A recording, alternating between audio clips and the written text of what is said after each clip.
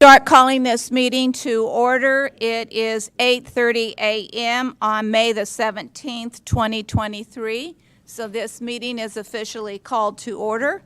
As usual, we will start with our chaplain prayer and pledges, and we are welcoming back Marcella Jenkins, who's been through some pretty scary health issues, but she's back, she's here, and we are thankful you're back.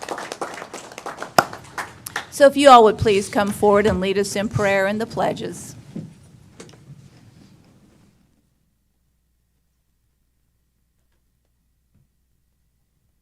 Good morning, everyone.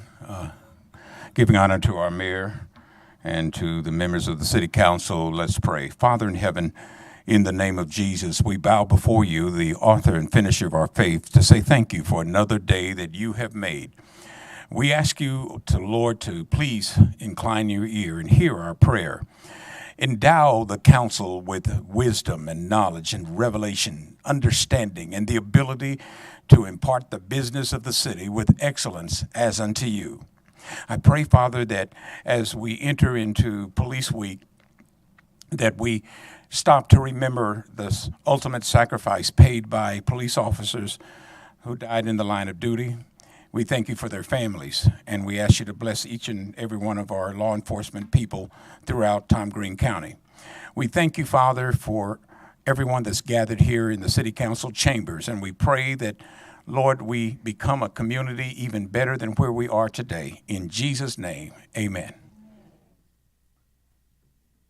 I pledge allegiance to the flag of the United States of America and to the republic for which it stands, one nation, under God, indivisible, with liberty and justice for all. Honor the Texas flag. I pledge allegiance to thee, Texas, one state, under God, one and indivisible.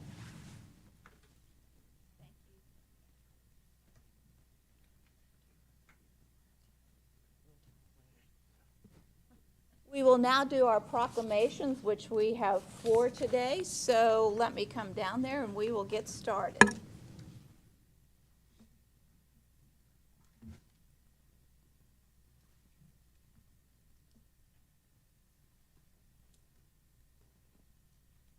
Our first proclamation today is the Texas Business Women of San Angelo Day, and I know we have many of you here in the audience today, so please come forward.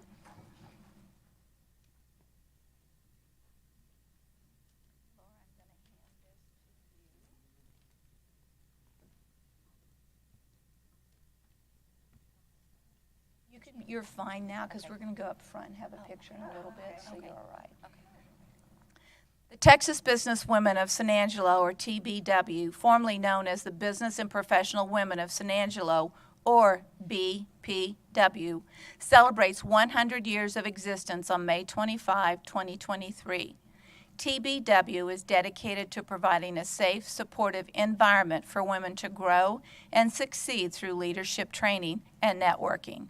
Mrs. Ruth Matthews Stein of Amarillo and Mrs. Brown F. Lee organized the original San Angelo Business and Professional Women's on May 25, 1923. They chartered the club with 20 members and elected Mrs. Sadie Boulware, the first president. These women represented different career fields and businesses during a time when few organizations existed for women. These women came together to create opportunities for women of future generations in the San Angelo area. In 1938, BPW established an educational loan fund that later became the Ida Gerber Memorial Scholarship Fund. The members also advocated, lobbied, and assisted in passing the Equal Rights Amendment to the Texas Constitution in 1972. The San Angelo BPW transitioned to the Texas Business Women of San Angelo in 2010 and remains an active organization in San Angelo by contributing to other local nonprofit organizations.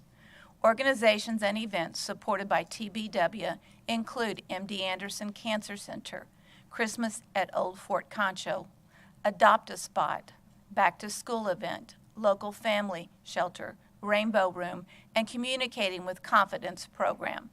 Therefore, I, Brenda Gunter, Mayor of the City of San Angelo, Texas, on behalf of the City Council, do hereby proclaim May 25, 2023 as Texas Business Women of San Angelo Day in San Angelo, Texas, and encourage all citizens of San Angelo to pay tribute to the hardworking women of our great city by recognizing their invaluable expertise, impressive drive, and ingenuity in achieving the highest levels of success. Congratulations. Thank you so Please offer much. some words. Thank you so much, Mayor. This is such an honor, and what we like to coin the phrase as herstory in San Angelo, and for all women. The strides that women have made over the years, if you can just imagine what our organization looked like in the early 1920s, 1923, what San Angelo looked like. So the women who have fought and have blazed the trails before us is why we are here today celebrating this honor. Thank you. Thank you. Let's have a picture.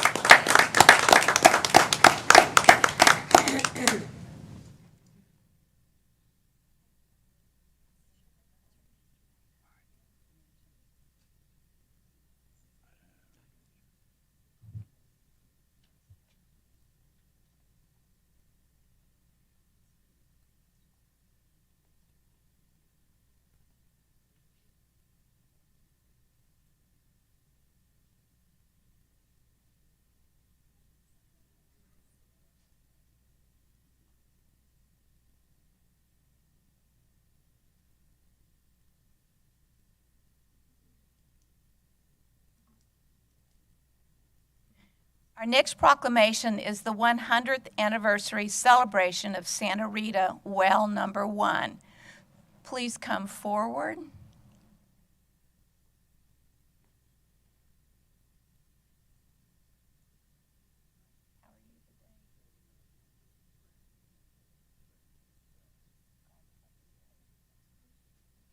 A century ago, on May 28, 1923, an oil well in West Texas known as Santa Rita Well Number 1 changed the course of the oil industry. Permian Basin Petroleum Association has recognized the discovery of Santa Rita Well Number 1 as, quote, the well that launched the Permian. The drilling rig itself was brought to the site by train and came through what is now the Santa Fe Depot. Before the oil industry moved to Midland in the mid and late 1920s, San Angelo was transformed into a metropolitan area. It is reported that about 43 oil companies had offices in San Angelo during the early days of the boom spawned by Santa Rita Well Number 1. The character and appearance of downtown San Angelo was transformed from a dusty, wooden frontier town to a brick-and-mortar sophisticated city with modern amenities, including a new city hall and county courthouse, still in use today. Oil executives brought to San Angelo by Santa Rita Well Number 1 built the Santa Rita area for their families. Santa Rita Well Number 1 leasing rights were established as university land set aside by the state of Texas for the financing of the University of Texas and later Texas A&M University.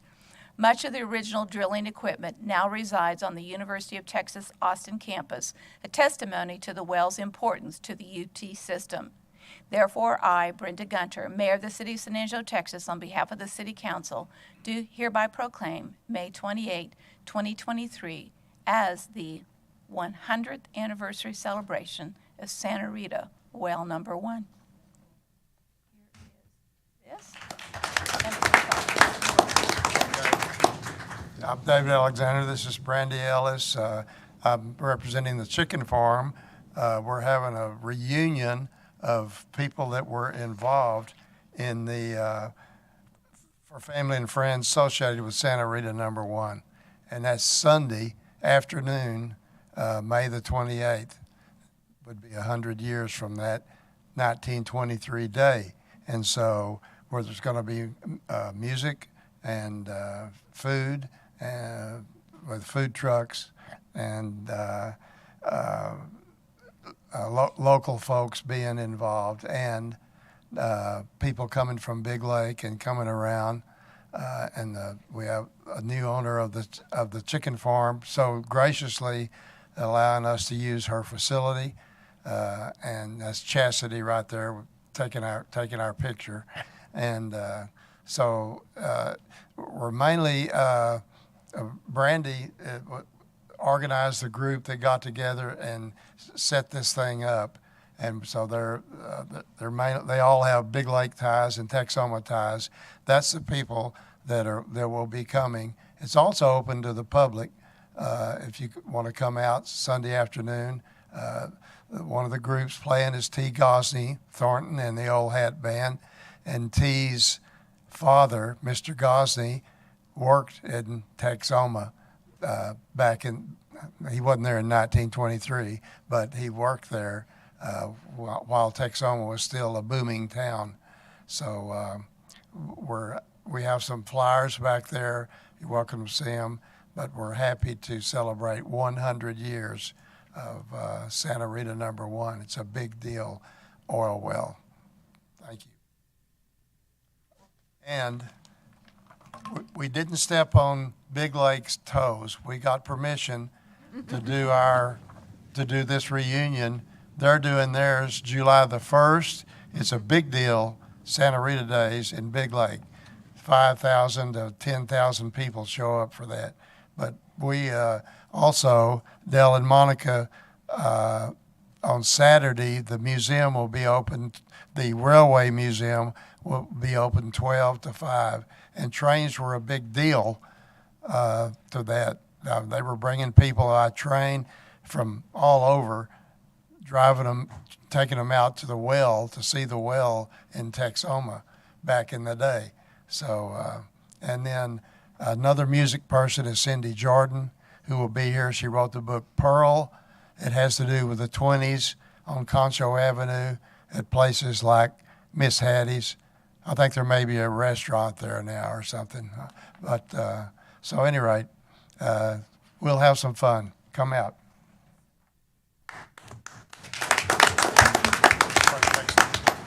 Let's have a picture. Leave these here if you would.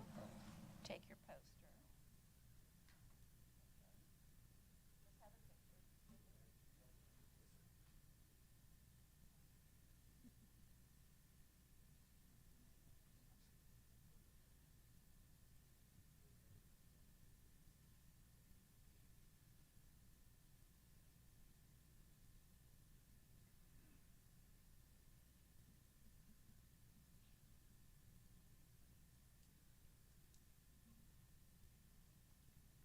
Our next proclamation is Historic Preservation Month. If you all would come forward.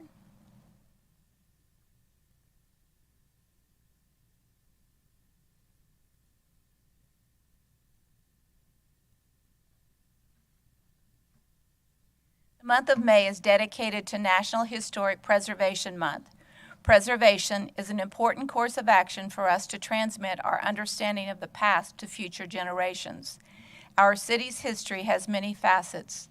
San Angelo is home to several historic landmarks and historic properties. In fact, Tom Green County has a total of 69 listings on the National Register of Historic Places. Fort Concho National Historic Landmark tells a story of the protection of frontier settlements, quelling the hostile threats in the area during the 1800s. The Railway Museum of San Angelo carries history of an economical transportation route connecting lucrative markets of the Orient through San Angelo. Overall, our cultural district and historic downtown holds evidence of many Western heritage sites now sought out as tourist attractions. National and local organizations recognize Historic Preservation Month by demonstrating all the social and economic benefits of historic places and people saving places. Therefore, I, Brenda Gunter, Mayor of the City of San Angelo, Texas, on behalf of the City Council, do hereby proclaim the month of May as Historic Preservation Month in San Angelo, Texas, and thank our local historic preservation groups and passionate individuals who have preserved our city's prominent history. Good morning. I'm Monica Ramos, Assistant Director of Downtown San Angelo, Inc. As the proclamation stated, downtown and the Cultural Arts District are home to San Angelo's most prized historic sites. Fort Concho National Historic Landmark is currently listed as a distinctive destination on savingplaces.org, which is a part of the National Trust for Historic Preservation. What historic preservation means to me is saving a historic site or place, even if it's not fully restored back to its original condition. Take a look around downtown, take a walk, take notice of the historic buildings, the ornate detail, the architecture. The beauty of these sites is so wonderful. It's just not the same today as it was then. The culture and, again, the beauty are just notable and attractions to San Angelo. There's thought of moving forward and progression, and all this can be included in historic preservation when rehabilitating a property and bringing modern flair. A good example of this would be Old Central Firehouse Pizzeria and Tap Room. So I hope that you all stand behind us, stand behind historic preservation as we do, and help save our history for our future generations to come. Dale? I'll just say that we're privileged as an organization to be the lead advocate for historic preservation. The foundation of the Main Street program is historic preservation. So we're very privileged and honored that to be able to represent our community in that way. Thank you.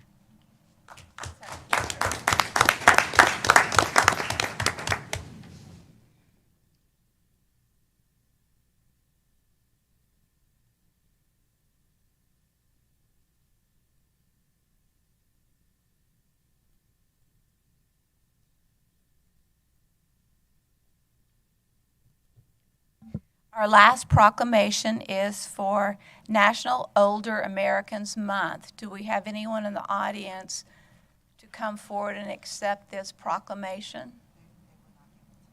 Okay. National Older Americans Month is celebrated in May to recognize the contributions and achievements of adults 60 years of age and over in our society. Older adults in San Angelo are the roots from which our community grows, who bestow gifts of wisdom and insight upon younger generations and strengthen the bonds between neighbors to create a better place to live. An increasing number of adults are reaching retirement age and remaining strong and active for longer than ever before. The older adults in San Angelo deserve recognition for the contributions they have made and will continue to make to the culture, economy, and character of our community. The Texas Silver-Haired Legislators, TSHL, is a nonprofit organization that represents the interests of older citizens in Texas by advocating for legislation that enhances their quality of life. TSHL works closely with the Concho Valley Area Agency on Aging, or AAA, a regional organization that provides services and resources to older adults and their families in the Tom Green County area. We urge elected officials and policymakers to work with organizations like TSHL and AAA to develop and implement policies that address the unique needs of older adults and promote their social, economic, and physical well-being. Therefore, I, Brenda Gunter, Mayor of the City of San Angelo, Texas, on behalf of the City Council, do hereby proclaim the month of May as National Older Americans Month in San Angelo, Texas, and encourage all citizens to participate in National Older Americans Month activities and honor the valuable contributions of older adults to our society. Thank you.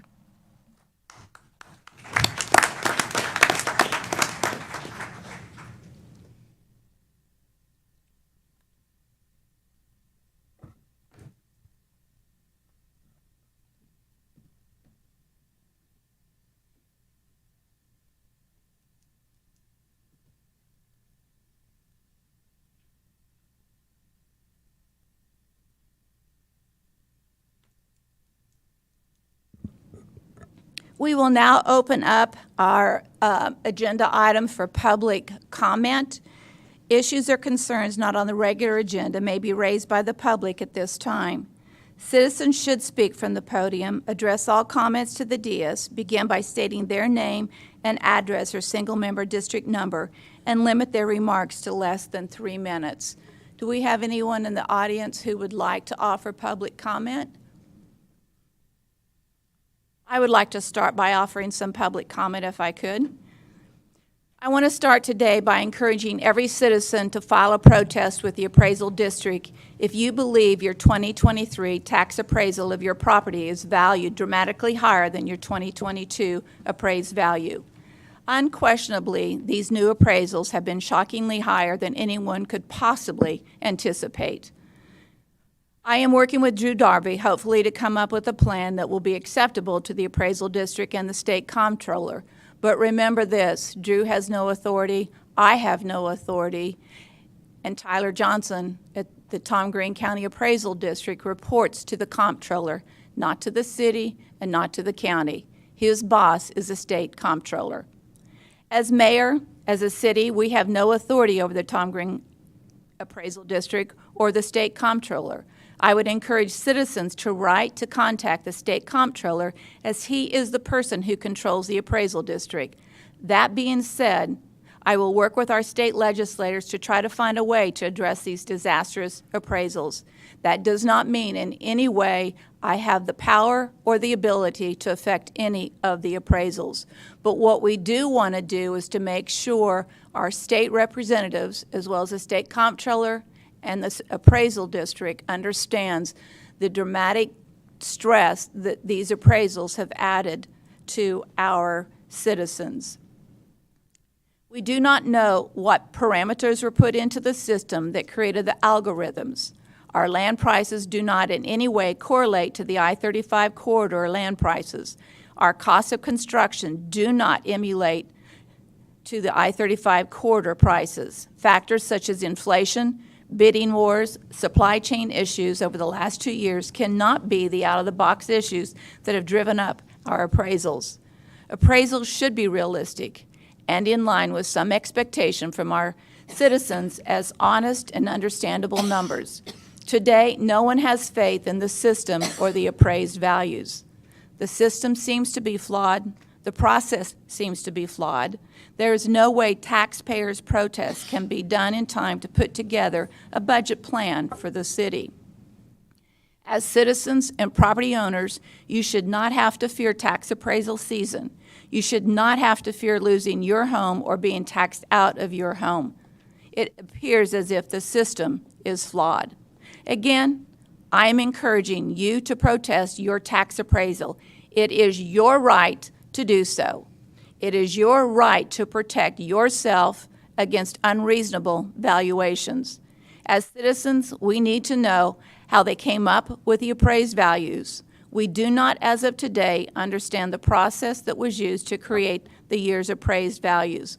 What we do know is that they are not reasonable, and citizens have totally lost faith in the process. Use the process that's out there, citizens. Protest. That's your right. Follow the process. Thank you. Further public comment? Carl? I want to just speak briefly about vandalism. I've been in the Parks and Recreation business for decades, and it is the most frustrating thing that we see. You do get the reports, monthly reports, that show what kind of vandalism we do get in our park system. It's usually graffiti. I want to just encourage folks to go enjoy their parks. It's been a wonderful spring. We finally got some rain. Get out and enjoy the parks. If you see any results of vandalism, please report those to us. If you see any suspicious activity at the parks going on, contact the police, non-emergency or emergency, depending on the situation. But we encourage folks' interaction with us to let us know about results of vandalism so we can identify it and correct it as soon as possible. What's the area of the vandalism, generally speaking? Because when I looked at the report, the number one thing was restrooms, particularly the men's restrooms. So your latest report had a high level of vandalism and graffiti on the restrooms in our parks. Graffiti is the biggest one, yes. And restrooms is a very common location for that. Thank you. Thank you. Further public comment? No further public comment. We will close the public comment portion of this agenda, and we will move into the consent agenda. May I ask each council member, or I will ask each council member, is there any item on the consent agenda that they would like to have pulled for today for discussion. Larry? No, ma'am. Karen? No, ma'am. Lucy? D. D, item D. Harry? No, ma'am. Tommy? May I have a motion to approve the consent agenda with the exception of item D? So moved. Moved by Karen, seconded by Lucy. Any public comment concerning any of the consent agenda items? Seeing none, hearing none, we'll take a vote. All those in favor of approving the consent agenda with the exception of item D, please say aye. Aye. The motion passes 6-0. We'll move on to item D, which is award of task order number 10 under IDIQ contract ES-06-19 engineering services to Friesen Nichols Incorporated in the amount of $118,471 for design services for the rehabilitation of the existing animal shelter at 3142 US 67 and authorizing the city manager to negotiate and execute all related documents. Al, you're on. Lucy, do you have a question? Yes, Mayor, I just wanted to ask Al, on this improvement, I saw all the improvements that y'all are going to start to begin to make. I just wanted to know, when is this supposed to start?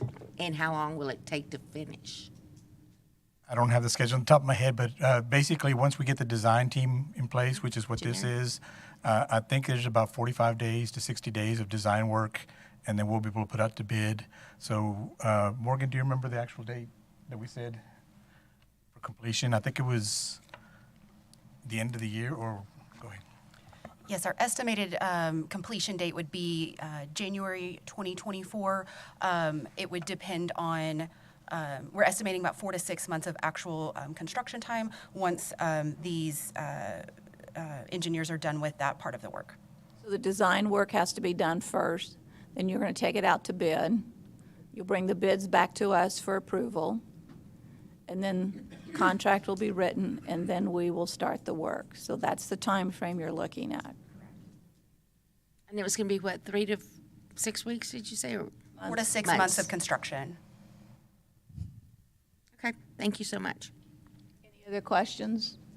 Would you like to move for approval, Lucy? I will. I move to approve as presented. Is there a second? Second by Tommy. Any public comment on this item D?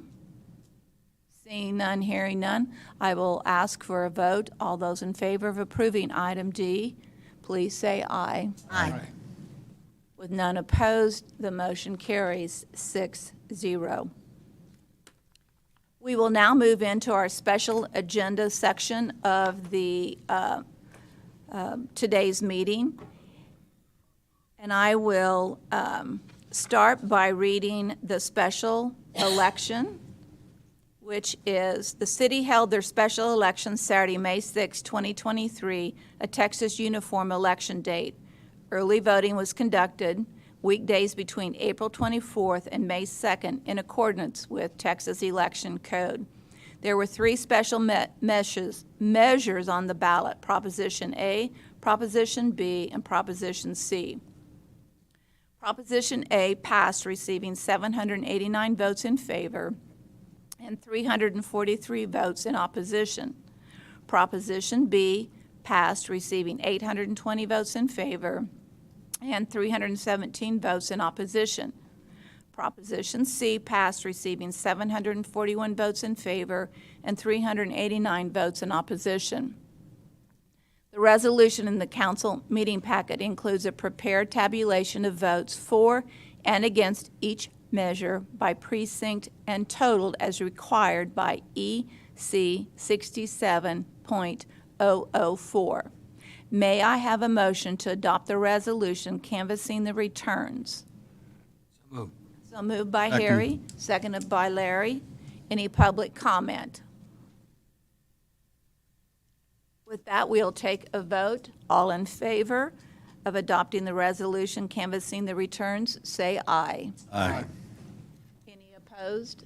None opposed. Motion passes 6-0. I will now go into the canvassing of the general election. The city held their general election Saturday, May 6, 2023, a Texas uniform election date. Early voting was conducted weekdays between April 24th and May 2nd in accordance with Texas Election Code. There was one position on the ballot, single member, District 3. The vote totals were as follows for the two candidates.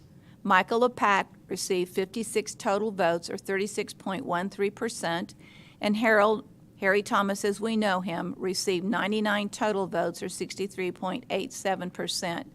The City Council officially finds, determines, and declares the results of the general election to elect Harry Thomas to a 4-year term by majority vote of the votes cast by single-member District 3. The resolution in the council meeting packet includes a prepared tabulation of votes for each candidate by precinct and totaled as required by EC 67.004. May I have a motion to adopt the resolution canvassing the returns? So moved. So moved by Larry, seconded by Lucy. Any public comment? Seeing none, hearing none, we'll take a vote. All those in favor say aye. Aye. Motion passes 6-0. I will sign the Secretary of State's canvass certification immediately following this meeting. This completes the canvass of the May 6, 2023 general election. We will now administer the oaths of office by single-member District 1, 3, and 5 and presentation of certificates of election by myself, Mayor Brenta Gunter, and I believe we have an official judge here in the audience to administrate these oaths. So if you all would go down and join Judge Gilbert and myself.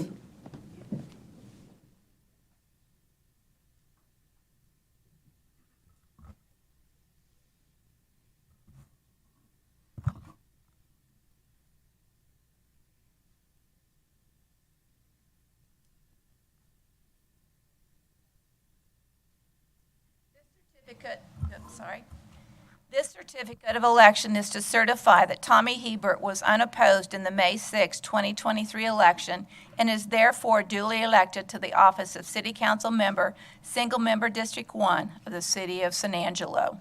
Tommy? Your certificate.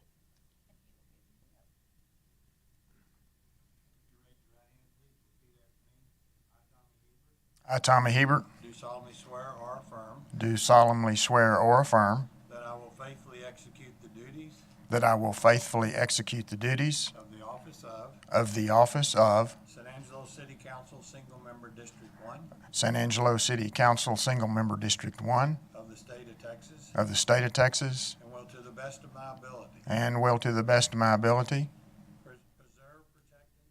preserve, protect, and defend preserve, protect, and defend the Constitution and the laws of the United States the Constitution and laws of the United States and of this state, and of this state, so help me God. so help me God.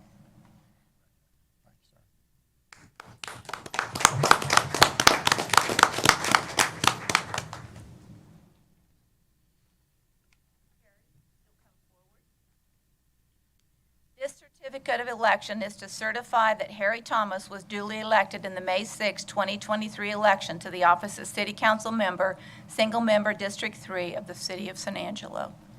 Congratulations. Job well deserved.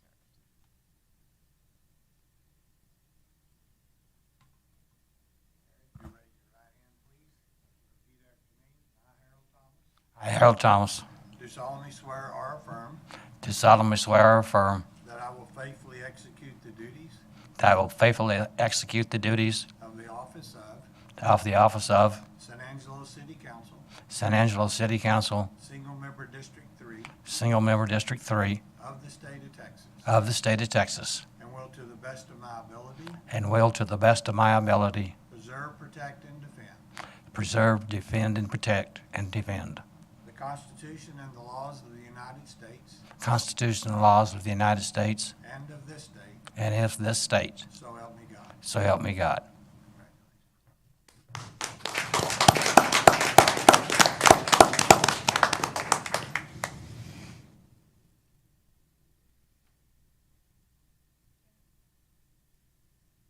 This certificate Certificate of election is to certify that Karen Hesse Smith was unopposed in the May 6, 2023 election and is therefore duly elected to the office of City Council Member, Single Member District 5 of the City of San Angelo, Texas.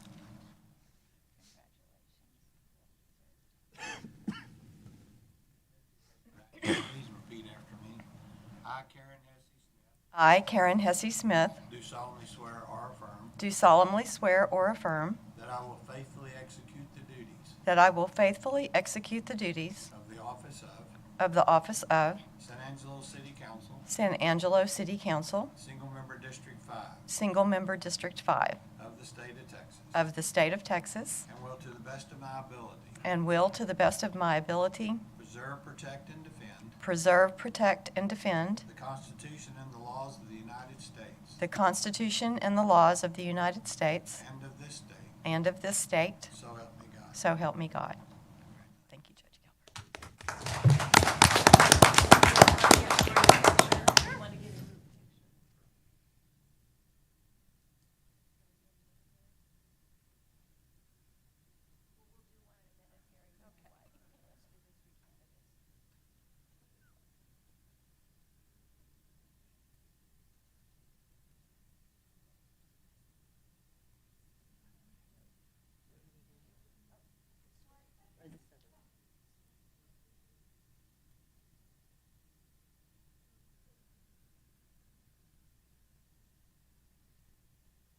Now, Harry, would you like to introduce your special guest? Or if Karen or Tommy has any special guests in the audience, you may do so as well. Yes, I'd like to introduce First Lady of District 3, my wife, Ann Thomas.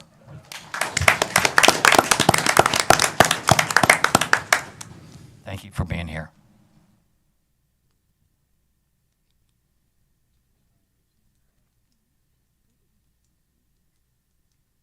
We will now have a reception for our newly re-elected members of our council. So this will be about a 30-minute break. So we Mayor? have something, yes? Mayor, probably like 15 minutes if that's. Well, we're going to shorten that to 15 minutes. So eat fast, drink fast, and we'll get this called back to order. Thank you.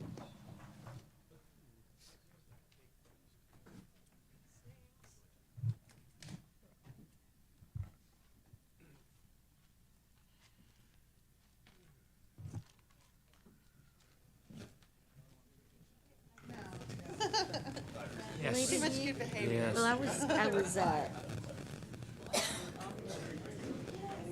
It's always good to see you.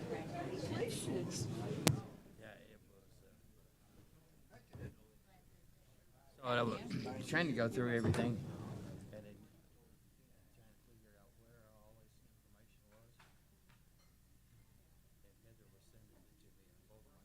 I wasn't picking it up. Because I kept sending you congratulations, and I never heard from you, so I'm like, either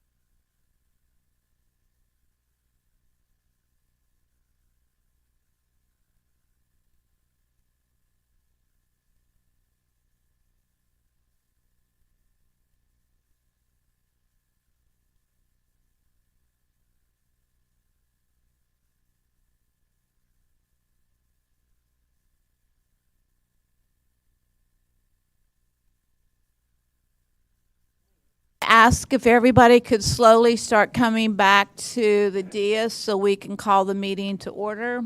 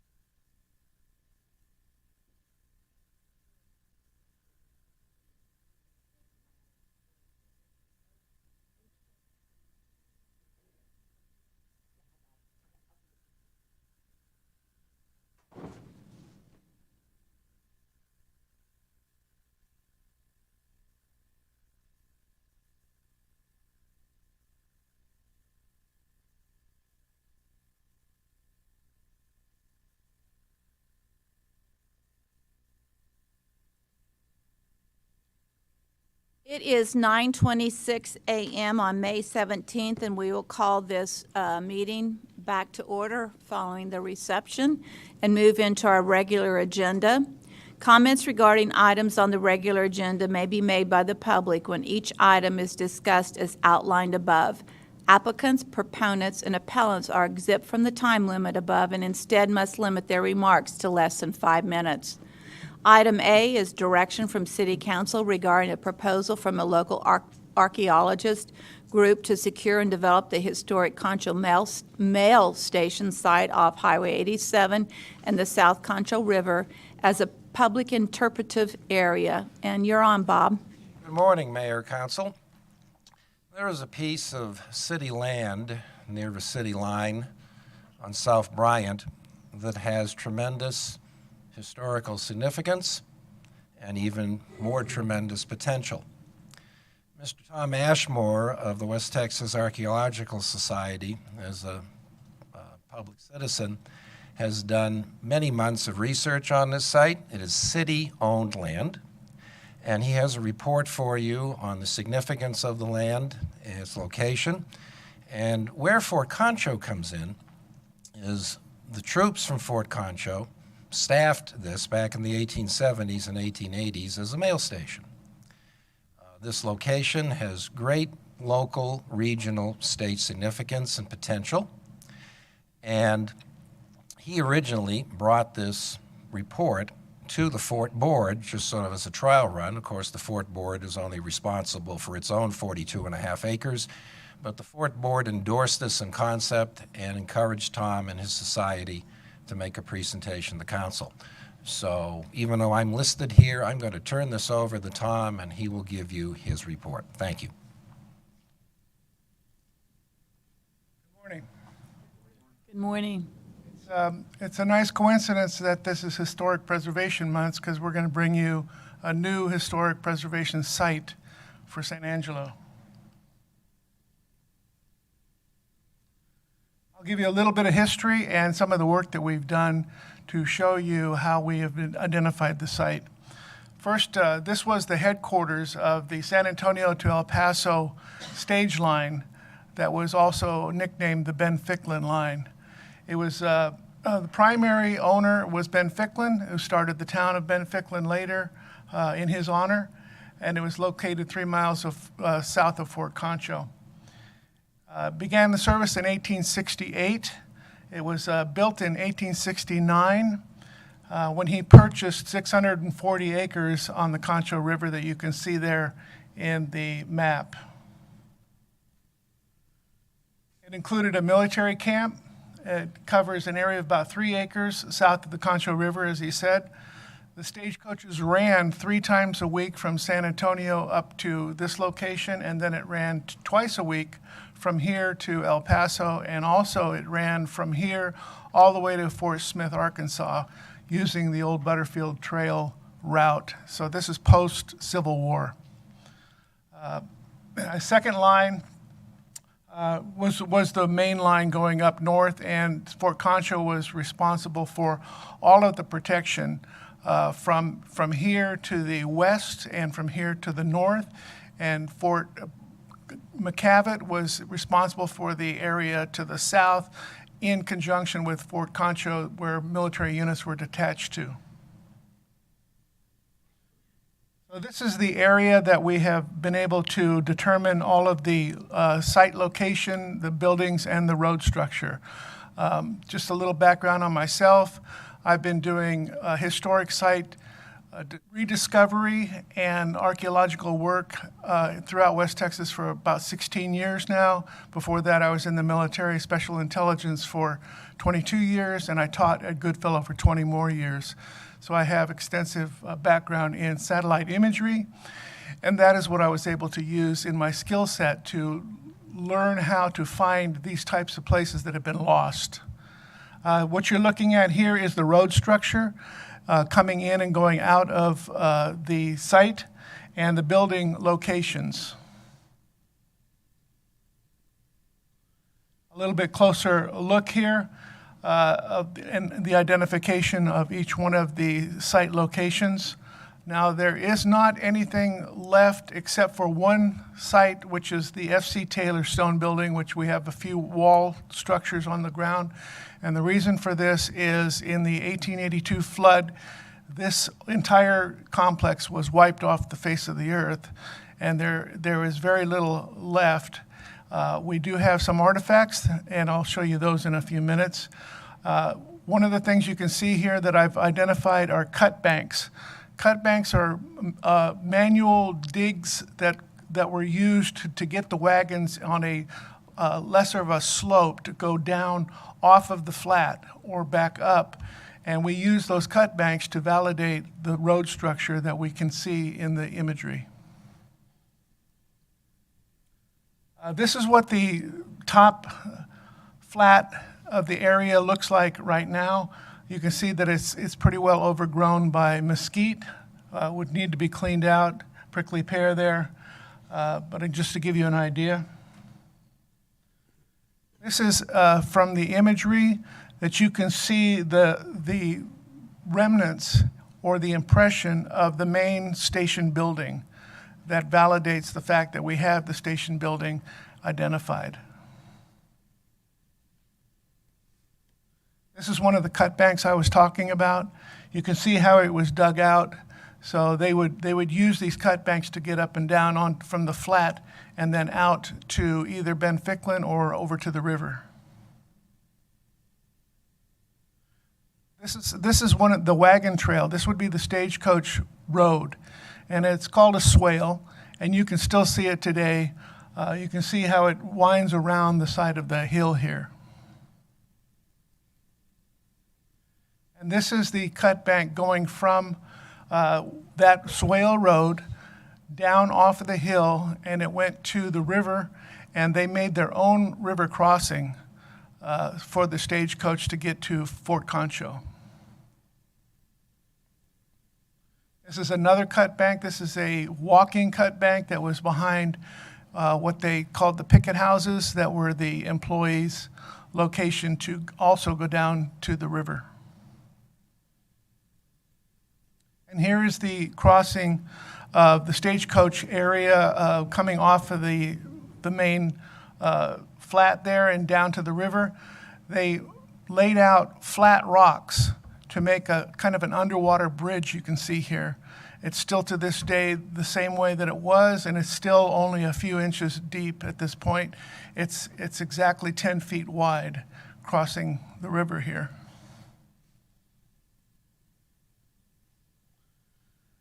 This is the F.C. Taylor Stone Building.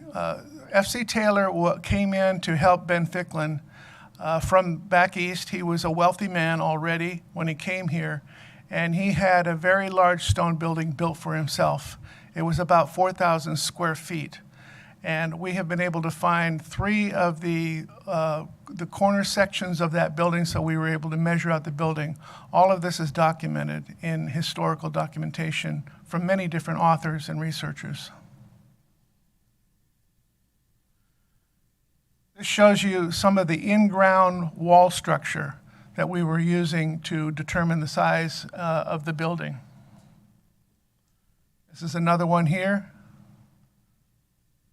and another one.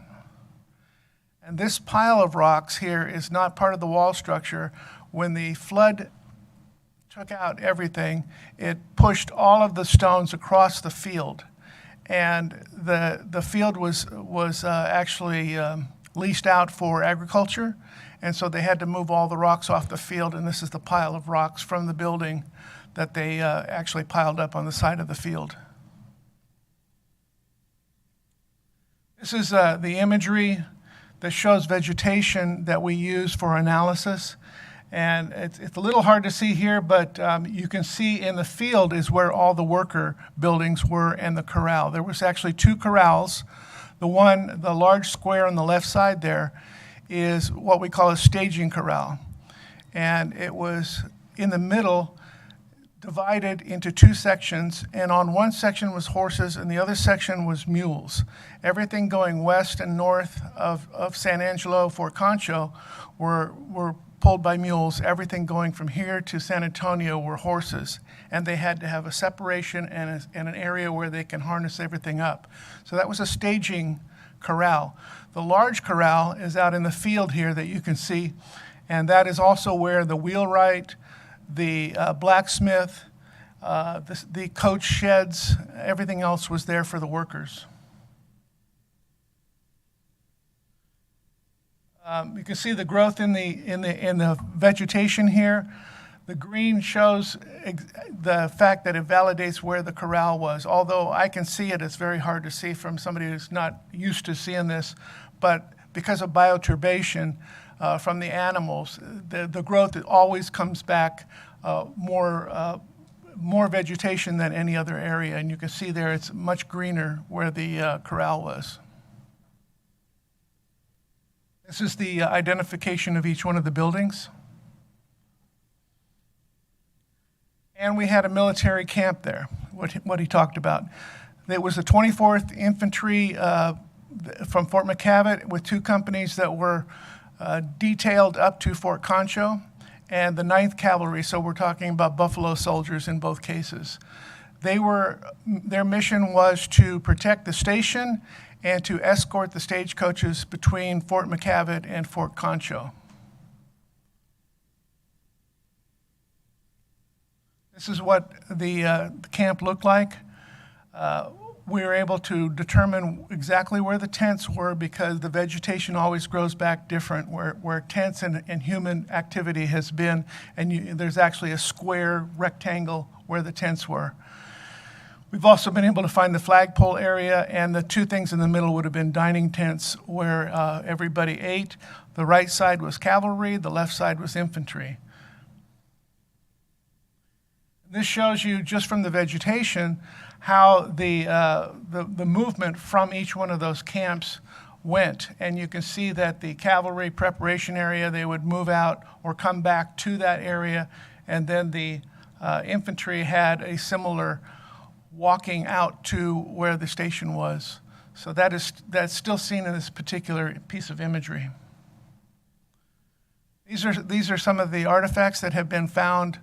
This was done in 2015 by a metal detection group that we were able to contact, and they did a very good job of maintaining all of the artifacts. Most of these are military, but many of them are also related to the station. And those are going to be available for viewing for the public if we find a place to present them. So we believe this is a significant part of the history of San Angelo and West Texas. Not only the division headquarters, but this was actually everything funneled through here. Everything going from the east to the west came through this specific station. Compound was a community. It was a large community, had 34 civilians, 7 to 15 soldiers, depending on the time of the month and the years.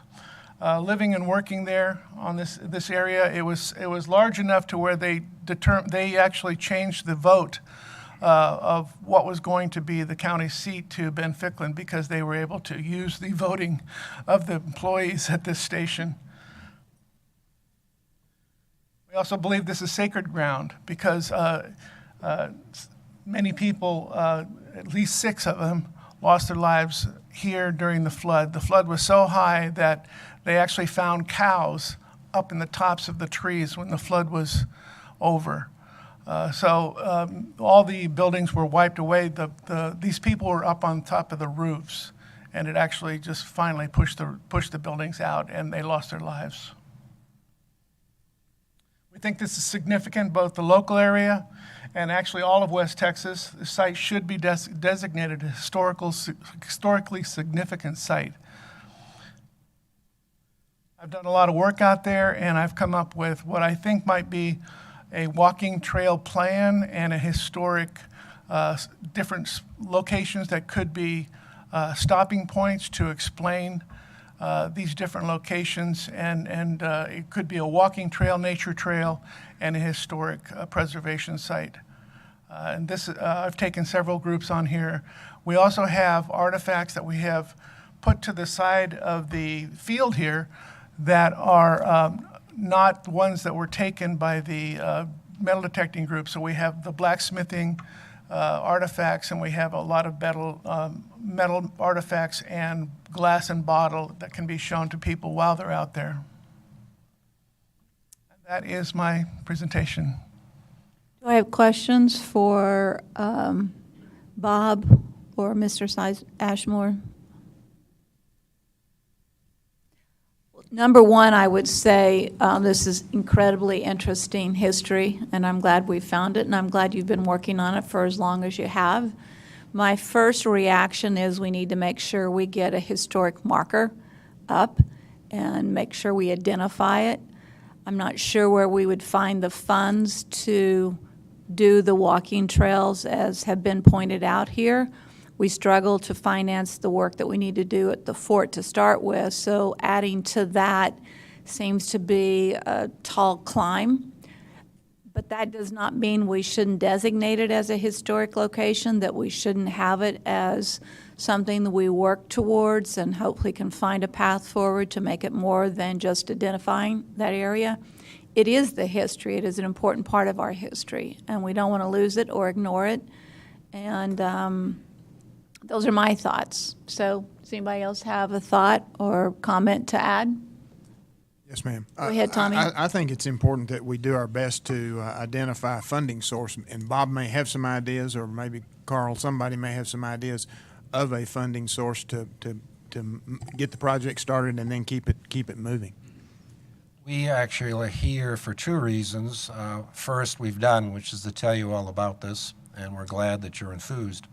Second is for you to give us the permission to forge ahead and try to answer all of these questions and bring to you maybe in 3 to 6 months a plan. There's a lot here. There are many options, and I think we need professional help.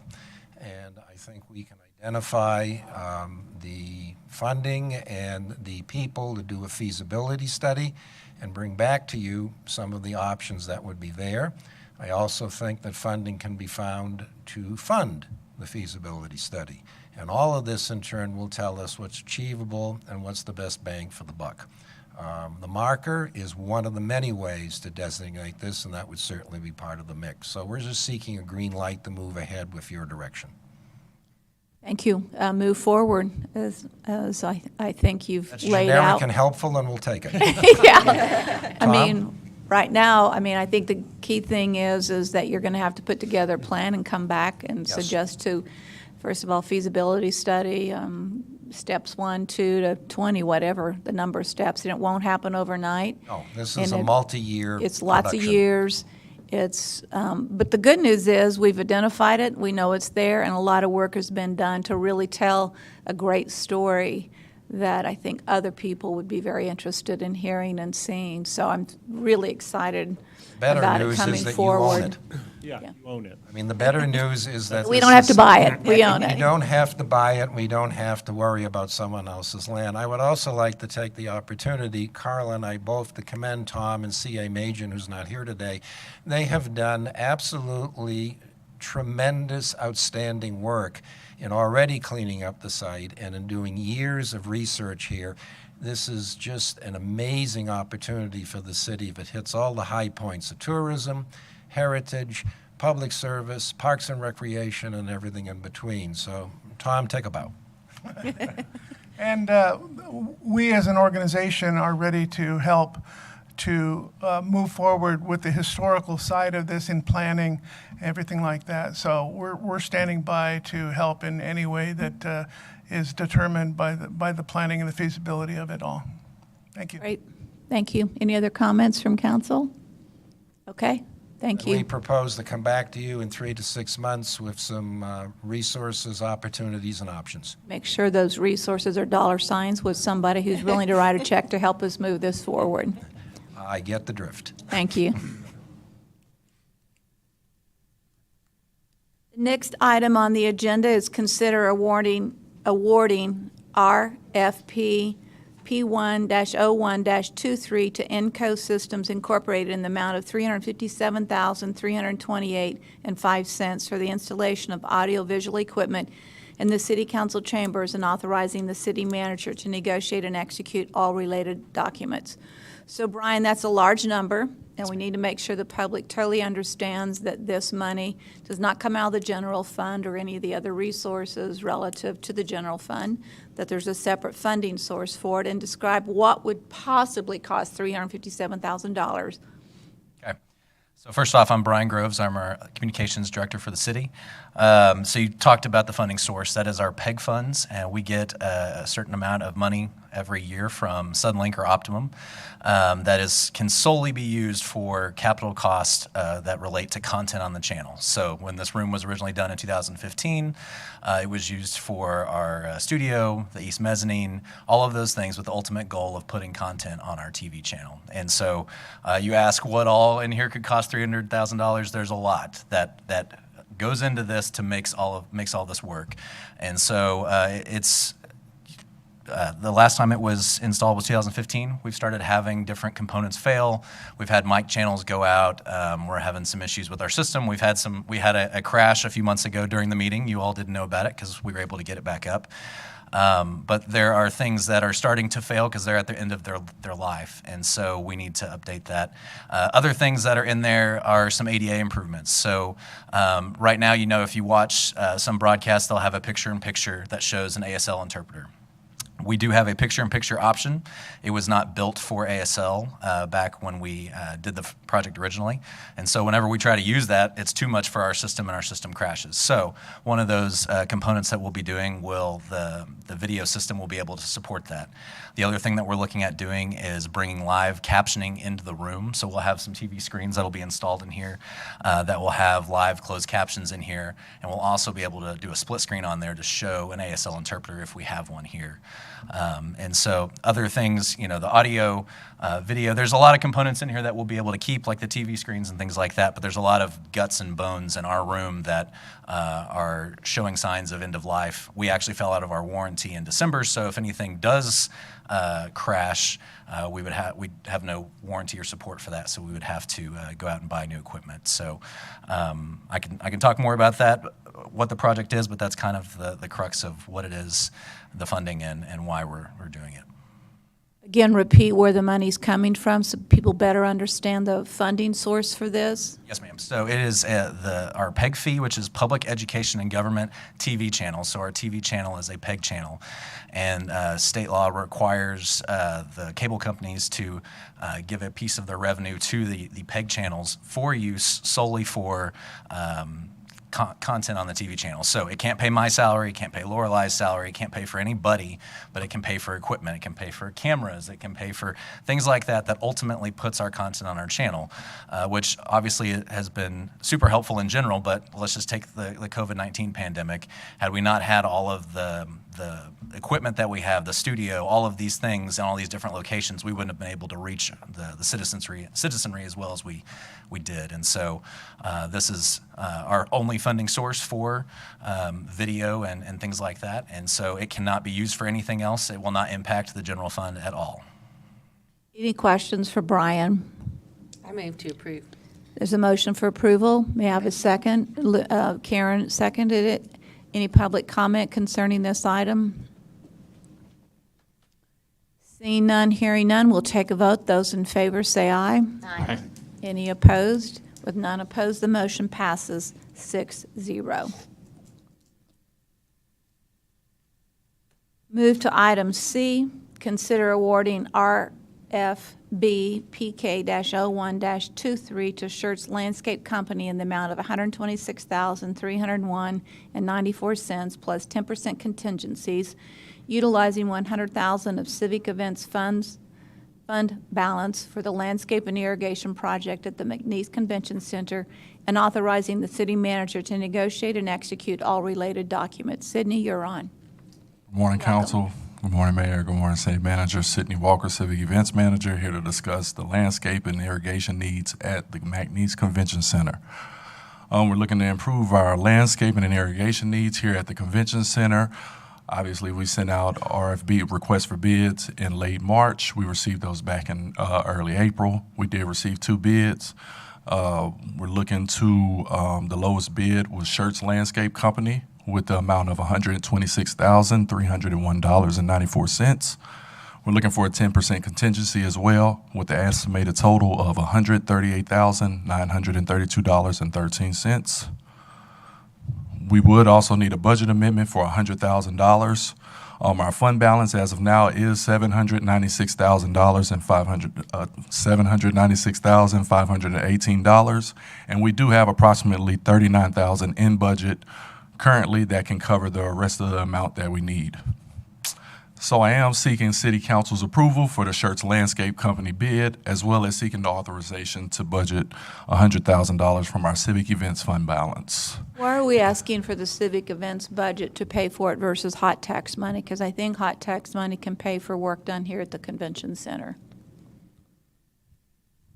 It certainly can. There are some dollars, when he's talking about the budget, and correct me if I'm wrong, Sid, there are some funds that are already in that have been carried in from the hot dollars that on the projects we did here, right? Yes, sir. And so this is taking advantage of those dollars that remain and using $100,000 from our fund balance, from our personal fund balance. So you could, instead of the 100, you could transfer additional hot dollars, leaving those dollars in for him to do other maintenance things that need to be done. So yes, that could happen as well. I just think that's an important strategic move to do, because there's always issues with this convention center, knowing that it is, somewhat dated. Yes, ma'am. That you might find a great need for those civic events dollars to pay for the future needs. And so I'm just throwing it out there as the other potential funding source.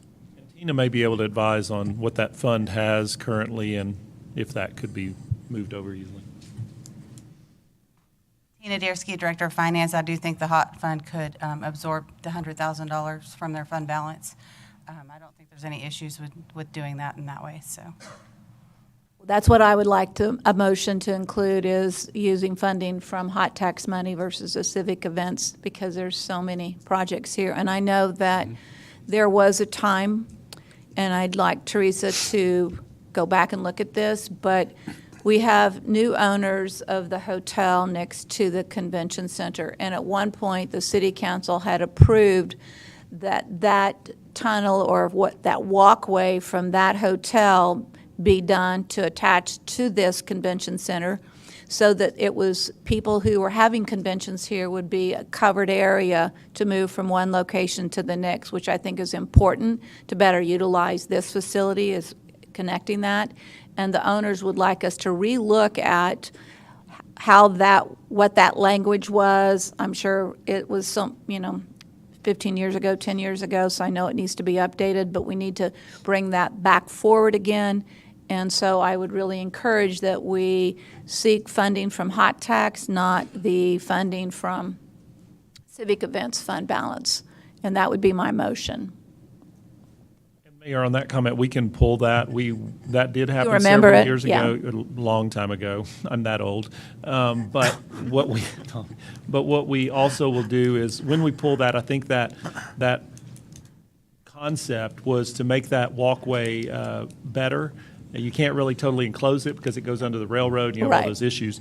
But it did have other strings attached of what the hotel was needing to do for us to make some sort of investment like that, bringing that hotel up to a quality hotel that would support conventions and so forth, that would draw those here to the convention. So we'll pull that, we'll find it. Yeah, if hopefully. you would, he's already spent $4 million since he's taken the hotel back over again, and that's one of the key things that he's looking at. I don't remember the language, I don't remember the details on it, but let's pull it forward and see where it stands. So I made a motion to approve the request for the landscape, but to have hot tax money supported versus civic events.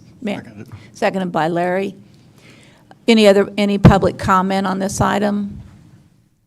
Seeing none, let's take a vote. All those in favor of approving the dollar amount and the hot tax monies being used, say aye.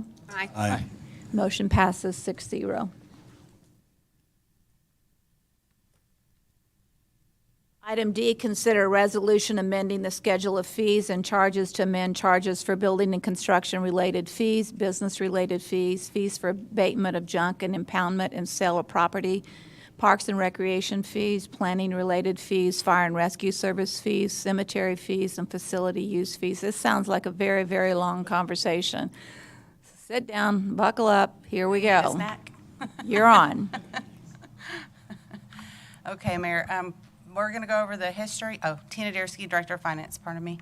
We're going to go over the history of the fee review process, and then we'll move into the removal of some existing fees that are no longer used, and then we'll move on to current fees that have a proposed increase or decrease, or any new fees that we're looking at adding to the fee schedule. So in August of 2019, City Council directed staff to review fees annually to accomplish a 100% cost of service recovery goal by fiscal year 2025. May I just comment on that? I'd like you to voice what happened since 2019 to 2023. I think it's called Yes, ma'am. COVID. Many things happened understand. where nothing was going on, and I think our vote on this to have 100% cost recovery by 2025 is unrealistic, We agree. and we're going to have to change that conversation to future years, because we cannot, with all that's going on in the economy and the new appraisals, cannot possibly add insult to injury on some of these fees requests. So I'm just going to make that statement to start with. 2025 is not an acceptable date for 100% cost recovery. We clearly I understand agree, that, Mayor, Yeah, we yes. do. I agree with that. So what happened was, like you said, when the COVID pandemic hit, that was obviously the second year of, well, the first year that we were supposed to be moving to that cost recovery goal.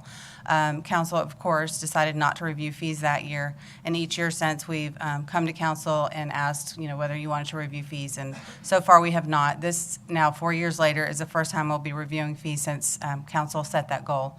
Of course, that impacted our, like you said, our goal of getting there by 2025, but we have reviewed the fees for fiscal year 2024 budget process, and we plan to continually get to that 100% of cost recovery service through council direction.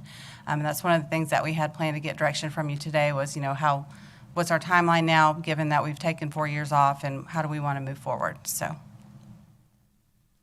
With that, I'll start in with the removal of fees, and I'll ask directors, if you have questions as well, can come up and kind of help support what these fees are and why we're removing or increasing or decreasing and all of that. So, so we have a removal of fees for building and construction-related fees. These discounts expired May 4th of 2021, and so they're just being removed from the fee schedule because they're no longer used.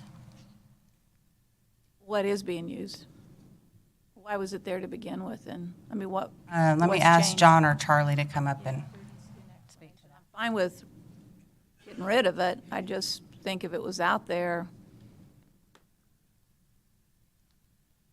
Yeah, this was a discount for folks who submitted their, this was shortly after we implemented a new plan review software, and to encourage people to use that software rather than bring in paper applications, we offered a discount for those. At the time, you all chose to do that as kind of a trial, and it expired, I think, after a year. And so, again, it's already expired and no longer in use since 2021. But what you'll see in our proposed fees this year is something similar, but it's a surcharge on folks who don't submit through our digital system. Staff spends a lot of time processing paper applications. We have to scan them in, upload them, and do a number of things processing them that if customers upload them directly to our system, it saves all of that time. So I what think we some people would question that it has and does that. So it will be a big conversation that we have moving forward, because I think the idea seems great when you say it out loud. In practice, I don't think that's happening, and I think a lot of people would say it isn't working. And we can talk about that when we get to that fee, but that tells you why this fee has gone away. It was just a temporary kind of a trial run on a discount.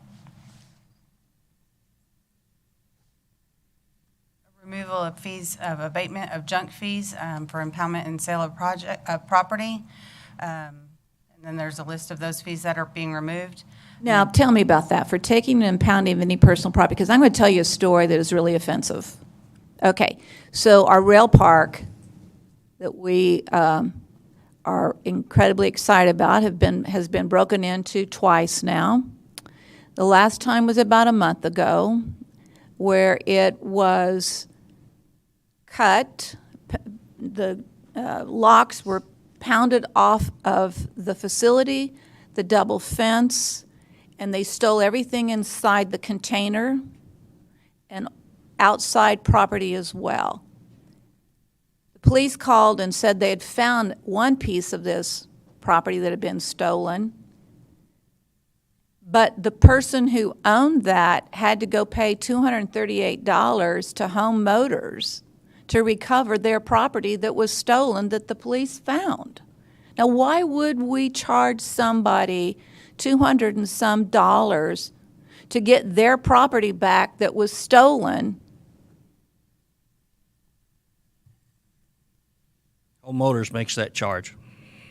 Well, there's something wrong with that concept. If it's a policy that we have, we need to be rethinking that policy, because to no fault of the owner, they had done everything they could to protect that piece of property and then had to go pay to get it back within 24 hours. Mayor, the issue, though, with Home Motors picking up that piece of equipment, Mike's right, they do charge for that. They're providing a service themselves. There's going to be somebody has to pay for that. So who pays for it? Either the customer that had the stuff stolen, or the city does. I mean, who But actually if the who actually police covers the found cost? it, if the police found it, why wouldn't the person go to the police department to recover it? So you're saying directly from the police to that person, call them to come pick it up? I mean, I'm just trying to. We can talk about it and, Okay, and but get that it's a resolved. piece of property that you could pick up and carry. It's not a piece of property that had to be used by a trailer. I mean, I don't get it. I'd like to get some more details on that, and we'll I'd be work on glad that. to get it. Thank you. So this first set of the impoundment and sale of property, these fees are no longer being used. And then for the garbage, weeds, junk, and unsanitary condition abatement fees, we are no longer using the 6-yard dump truck. So this fee is no longer relevant.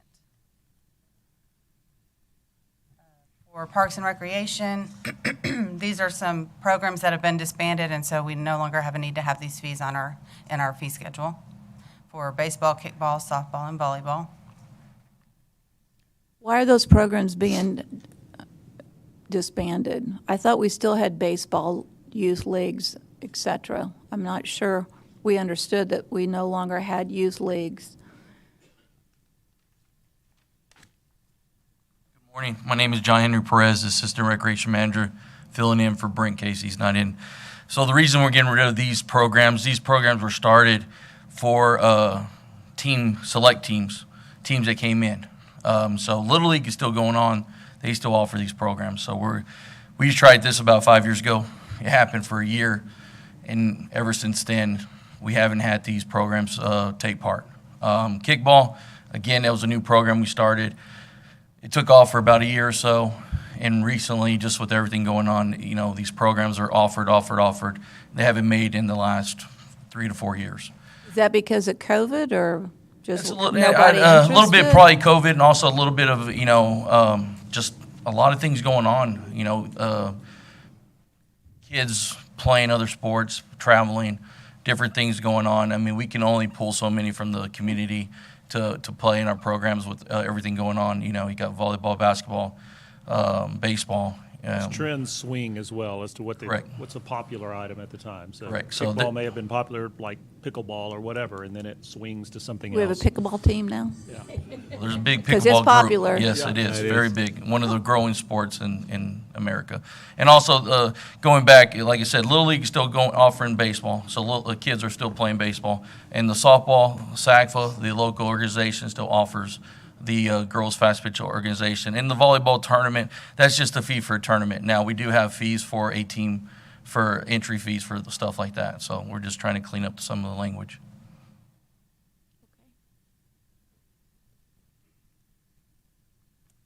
Okay, moving on to Nature Center, removing fees for services no longer offered for sleepover, summer camp, adoption, basic, memorial, and plus. And then at the Texas Bank Sports Complex, removing the fee for Southern Little League rental and Southern Little League T-ball rental because the league has been disbanded. And then for the rec center room rental, south side with dance/DJ, that's being removed as well. So these are all being removed because there's no audience for these things. There's either no audience, I don't know if John Henry's speaking to this one as well, but I'm guessing there's either no audience or lack of resources. Correct. Again, we're not able to offer at the Nature Center, we're not able to offer the camp anymore. You know, last month or so, we have to do a new ordinance every year for that, so we don't do the camp at the Nature Center. Also, at the Texas Bank Sports Complex, Southern Little League actually disposed. They're no longer in service, so all those kids got directed through the school and went out to Western, Lakeview, or Northern, and then we're not big enough to offer a DJ and a big dance at our rec centers right now. And some of those programs, like the camps, they still do the summer camps. They just do those at the rec centers in various places. So they've taken on different type of activities that actually are bigger, the number of kids in those camps, and they take them to the pool and all this kind of stuff. So just different programs. Yeah, I just want to make sure, because we always hear, I think every council member that is up here has heard from the public, there's nothing to do in San Angelo. There's nothing to do in San Angelo. And then we look at these things that are going away, and I just want to make sure that if they're going away, there's no audience for them, and that's the reason we're doing it, because people keep saying we need things to do. And good comment. Just keep in mind, tell people that just because those are going, they're constantly adding new programs and activities on their end to keep up with the trends and what people are looking for. Okay. Related fees that are being removed for conveyance of property interest in the right-of-way abandoned by the city. And then for general provisions, again, that discount expired May 4th of 2021, similar to the other one that we discussed earlier.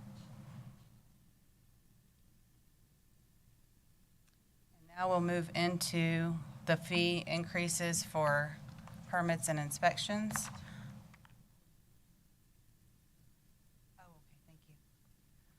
So permits and inspections for residential construction, the base fee, the current fee is $50, proposing it at $140. Residential structure living area is 13 cents, moving it to 20 cents. Garage, carports, porches, What is patios. that, residential structure, living area, 13 cents? I believe that's per square foot, but I'll ask John or Charlie to come up and speak to what exactly that covers. I mean, if there's a base fee, why isn't the residential structure, the garage, carpets, porches, patios, and accessory buildings? Charlie Camp, building official. Yes, we charge a base fee, and then per square footage, your heated square footage, like your living area, it's charged out. So the bigger the project, the more time it takes to do those, so there's a cost there. So someone do the numbers for me. If it's a 3,000 square foot home, on top of the base fee, what are we paying? If someone has that information, come forward.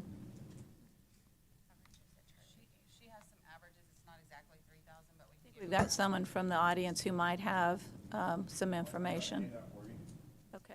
Yeah, and that 3,000, kind of keep in mind, how much is it going to be living space, how much of it is garage, how much of it's covered patio, porches, things like that.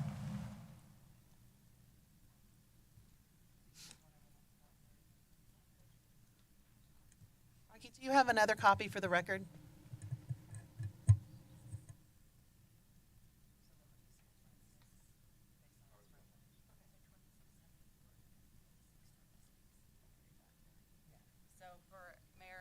Close to 3,000, we do have calculated at 2,674 square feet. The fee would be $626 on top of the base fee. Compared to Previous. Oh, that's to- with the base fee, I'm sorry. Kimberly said that's with the base fee. So compared with 368 before. So 368 626 and 368. to 600 and some, what percent increase is that?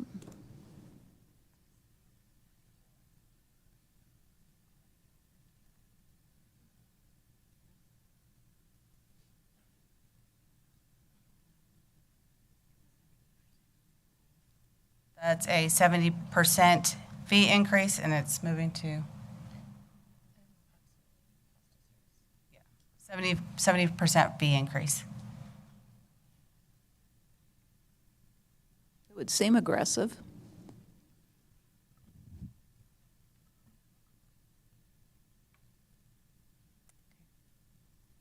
Ma'am, Yes, sir. I'd just kind of like to understand the rationale between the $50 current fee and the proposed fee. Why such a significant jump?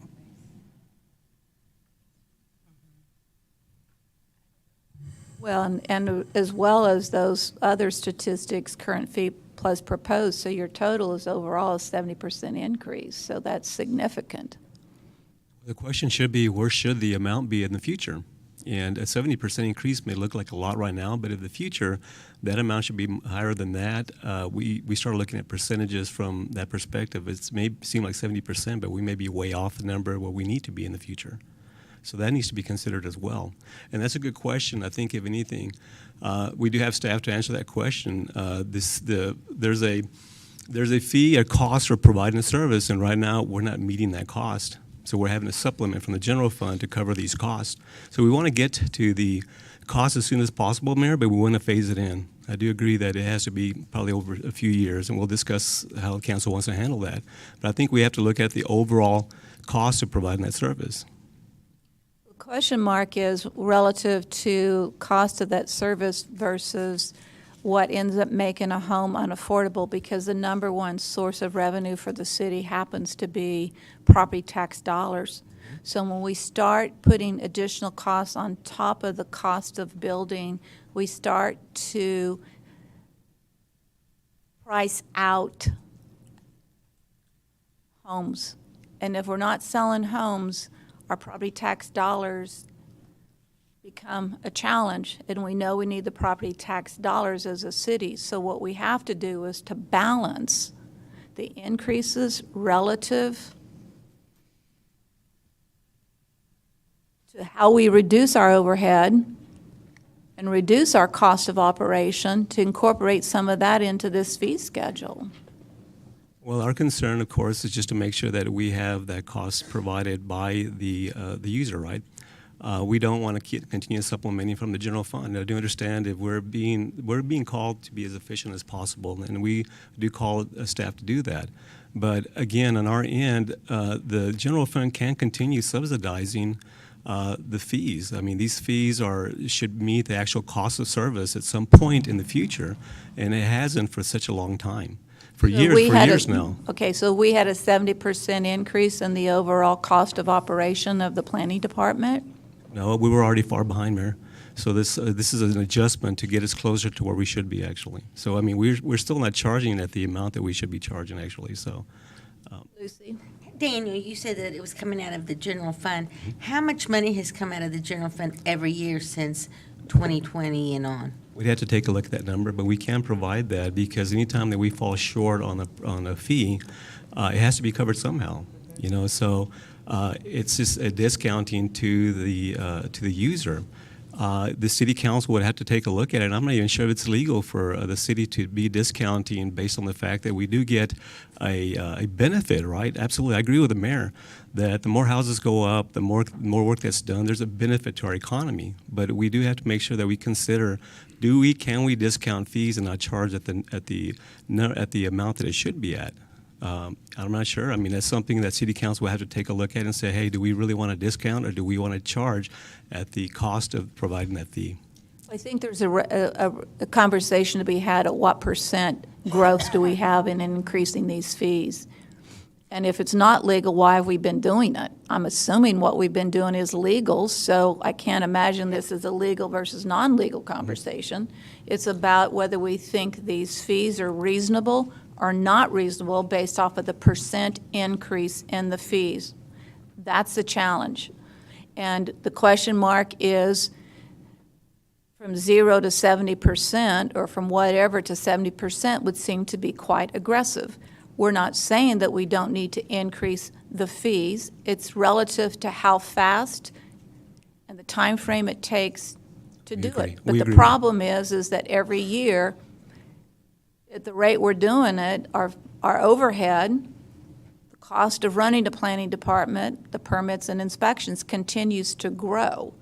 So how do we stop the growth in overhead to help offset the expense of doing these fees?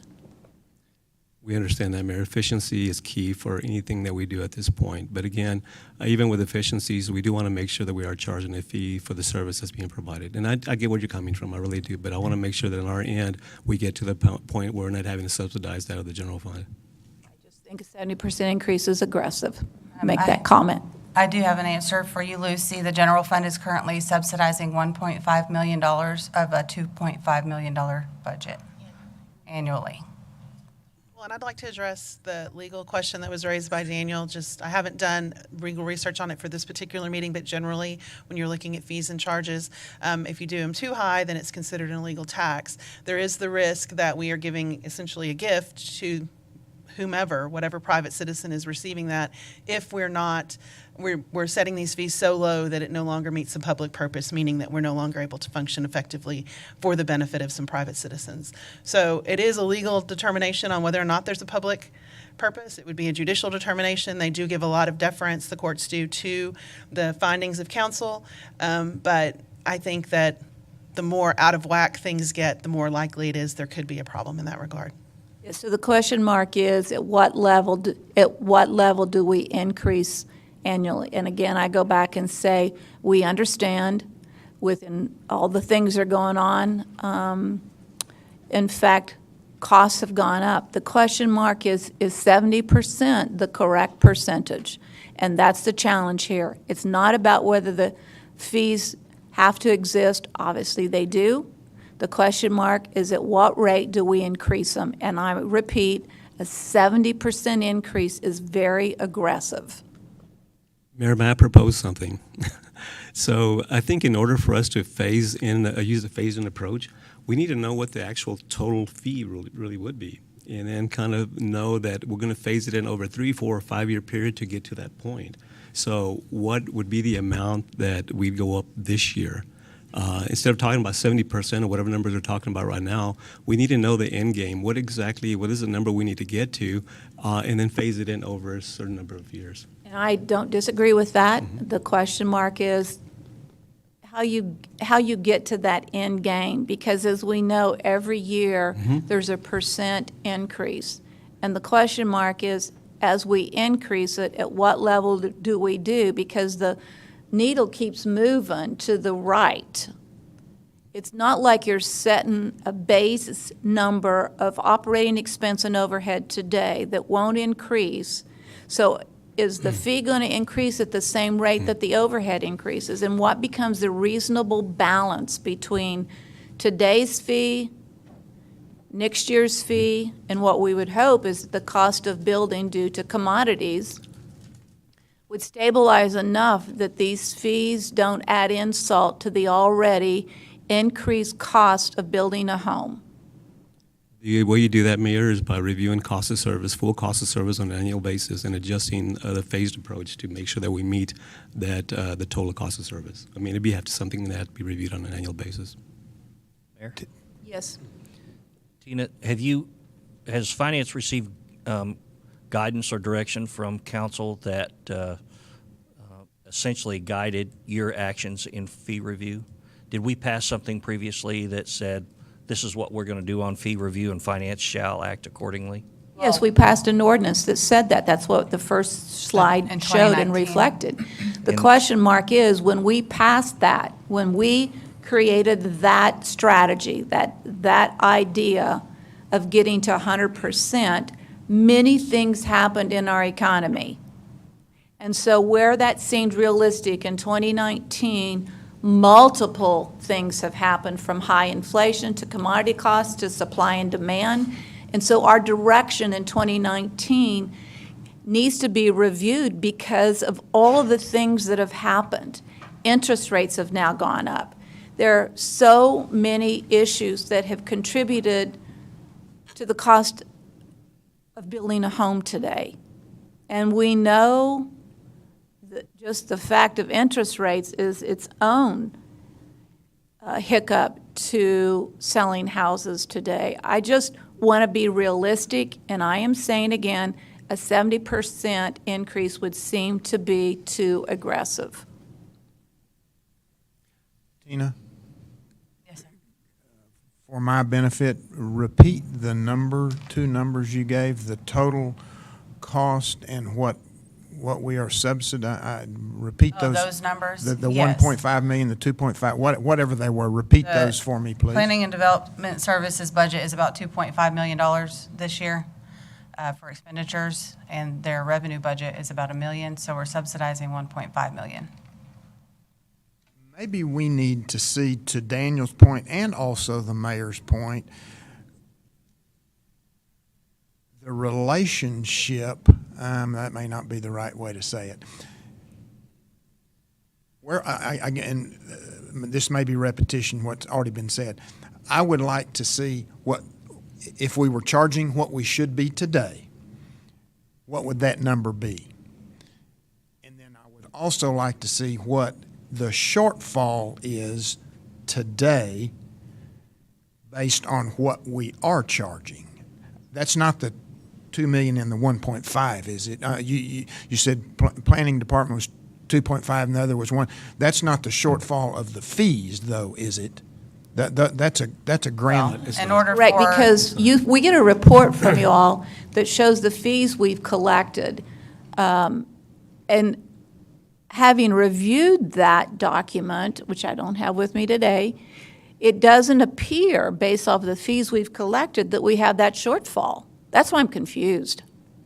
Maybe you can come back and give us, okay, it would, if we were charging what would cover cost, no profit in there, but cover cost, what would that number be? And then, in fact, give us In the big picture, it would be $2.5 million total fees for planning and development, for it to cover its cost of service. so that is the number. And we're only, That includes planning, permits, the whole John's whole department. Yeah, and I think we would have to go back and look at that because we do some things that aren't directly attributable to a customer coming in applying for something. So as just one example, our GIS staff does all the computer mapping for the whole city. That's not something that a customer would pay for. So the general fund, in other words, we do some activities that the general fund would cover. They need to be split out so we get a Right. realistic number, which does. we're not talking apples to apples, and that's one of the problems here. Because we get those reports from you all that show the fees we receive. This conversation, 2.5 and 1.5, is not relative to the fees that you send us that you've collected. Well, We our- agree, Mayor. It well, needs to our- be based on the fees, actually. Yeah, our revenue budget for fees is $1 million for the planning department, so. maybe you could lay that out and then also, I would just, as maybe to move us along here, I would suggest, let's look at a 4-year. We've been, I'll say, dormant for 4 years. Let's look at a 4, and if you need to stretch it to 5, but to get to where we should be, and then the council will need to hold ourselves accountable and responsible for reviewing that and keeping those up to date. Hopefully we have no other pandemics or other things that would occur that would cause them to be put on hold. But that may help us then to get to where we can see the bigger picture. Is that something you'd be interested in, Mayor? I think we have to realistically relook at this and understand what we're really asking to have happen. And I repeat, a 70% increase in 1 year is not realistic. We've got to look at a strategic plan to move it forward. And that ordinance that we passed in 2019, we need to bring it back, and we need to unapprove that, or reapprove taking it away, so that this approach is reasonable. And I will say this is the first fee that we're looking at, and most fees are not increasing that substantially. On average, total fees that we're looking at this year, which is 1/3 of planning and development's fees, or permits fees, on average, they're getting to 73% of the cost of service. And it's very hard for us to say, okay, in 4 years, be at that number, because as we found out when we passed that ordinance in 2019, I won't say the word, shit happens, okay? So we got to make sure we don't get so firm in our perspective that we forget that life happens, and we have to be flexible enough to ensure our community, construction community, is not hampered by our direction. Then we do propose, then, Mayor, we take a look at it. Let's take this back. Okay, we'll look at the total cost, and we can look at it on an annual basis by some price index or whatever to make sure that we're at the full cost, right? But we can come back and then phase it and break it down over a 4-year period and propose it that way, if you're good with that. Rather than having a big old long discussion about that today, since the direction is let's phase it maybe over a 4-year period, then let's find out what that is. We'll tie a price index to that and make sure that on an annual basis we get to that point within a 4-year period. But We need our property base to grow, and we've got to be supportive Okay. of our community to make sure these things continue to happen and people can afford to buy a home. Okay. I think that approach is a good approach. This we cannot live with. Okay, then we'll come back and give that information on what that number would be, and then the first year, as far as the first phase, what that adjustment would be, Mayor. Okay. Good. Okay. Okay, thank you. Thank you.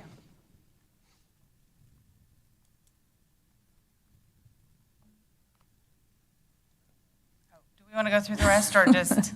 Well, I think that an overview would be really good. It does not mean Okay. we have to debate it to the level that we've debated this, perhaps, but Why is let's everyone at looking at me? least do an overview. We will not make a decision today, and we will not vote on Okay. most of these fees, You can I'm get familiar assuming. with the fees that we are looking at. But let's go through them. Okay, that works.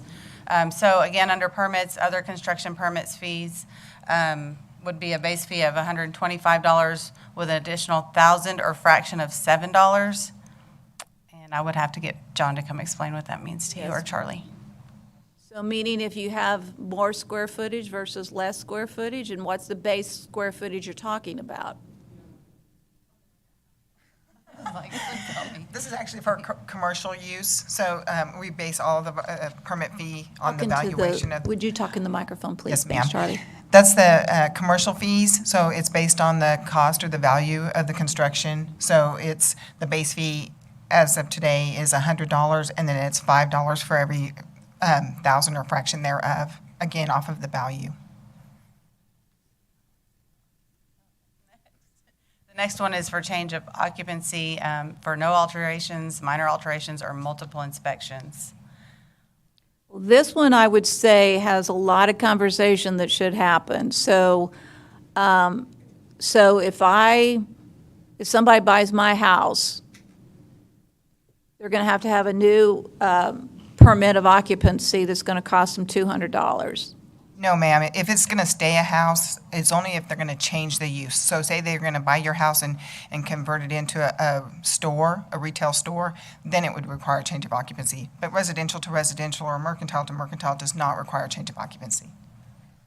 And minor alterations would be like versus multiples, because that multiple inspections is what, electrical, plumbing? Yes, ma'am. And minors only if they're going to be removing some walls and it doesn't require any electrical, mechanical, or plumbing work to be done.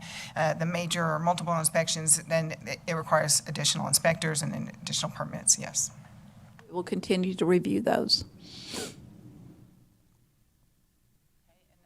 The next one is for foundation only for residential or accessory structures.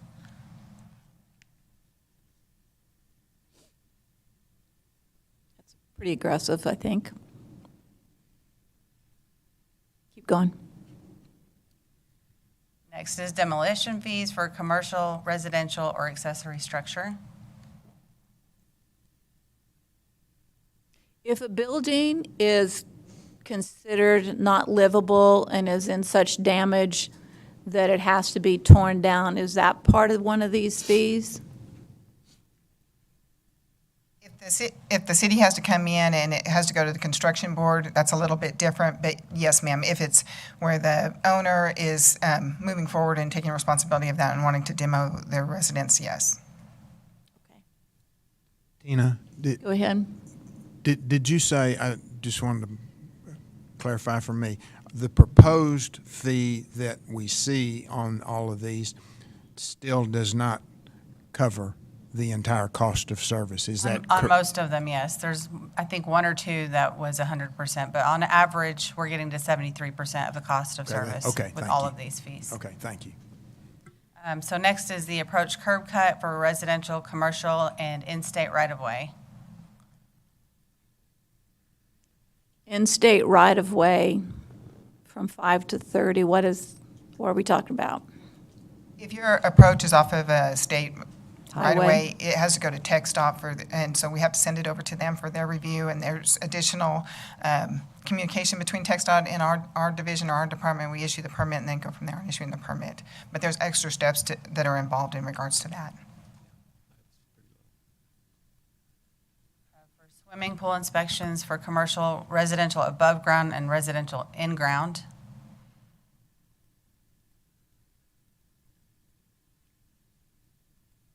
Questions on that one? Again, all that will be reviewed, right? It will, Mayor. Yes, So ma'am. this is for overview. Yes, it will. Yes.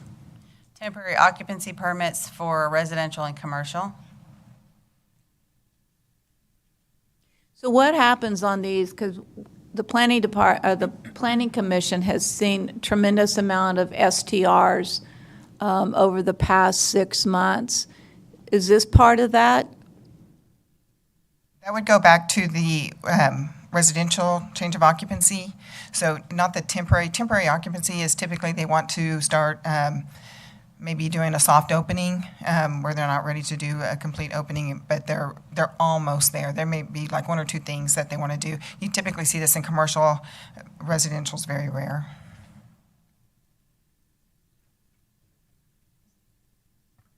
Okay, and so for electrical, there's a base fee proposed at $70, and installation requiring more than 2 inspections would be $60. So that must be one that we're 100% covering the cost. It's okay, just keep going. I'm just making a comment since it's only a $10 increase. Okay. Next is plumbing and fuel or gas, a base fee of $75, small fixture $10, and a large fixture $15. Okay, go back. So a small fixture is like a small chandelier? No, I'm sorry. This is plumbing. So it's like your water closet, your lavatories. Those are going to be your small fixtures. Your large fixtures are your water lines, your gas lines, your sewer lines, your grease traps. Those would be considered large fixtures. Okay, mechanical base fee at $75, mechanical commercial vent-a-hood $60, mechanical voucher 35, tents or temporary tents $85. Are those for like events? Yes, ma'am. Billboards, 285, wall 105, freestanding 2 to 50 square feet, $115, freestanding 51 and up, $120, and then a portable at $75.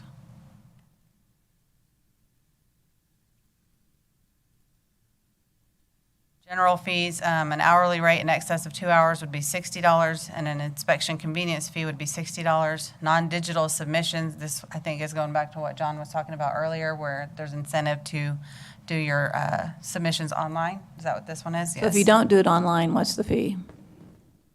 It's $100. $100, and if you do it online, it's $0? Right, and that's to encourage people to do it online and therefore have less paperwork involved and less hands-on for the. And that's the other reason these fees are becoming an issue for me, and that is that we keep asking people to do more and more online, and yet we're saying our costs are increasing exponentially. So what are we talking about? All I would say to that is the costs were already there. So we're trying to minimize future costs by putting things online, those kind of things, which reduce the amount of additional labor we might need. So this is an effort to keep it honed down. The cost was already there on the front end.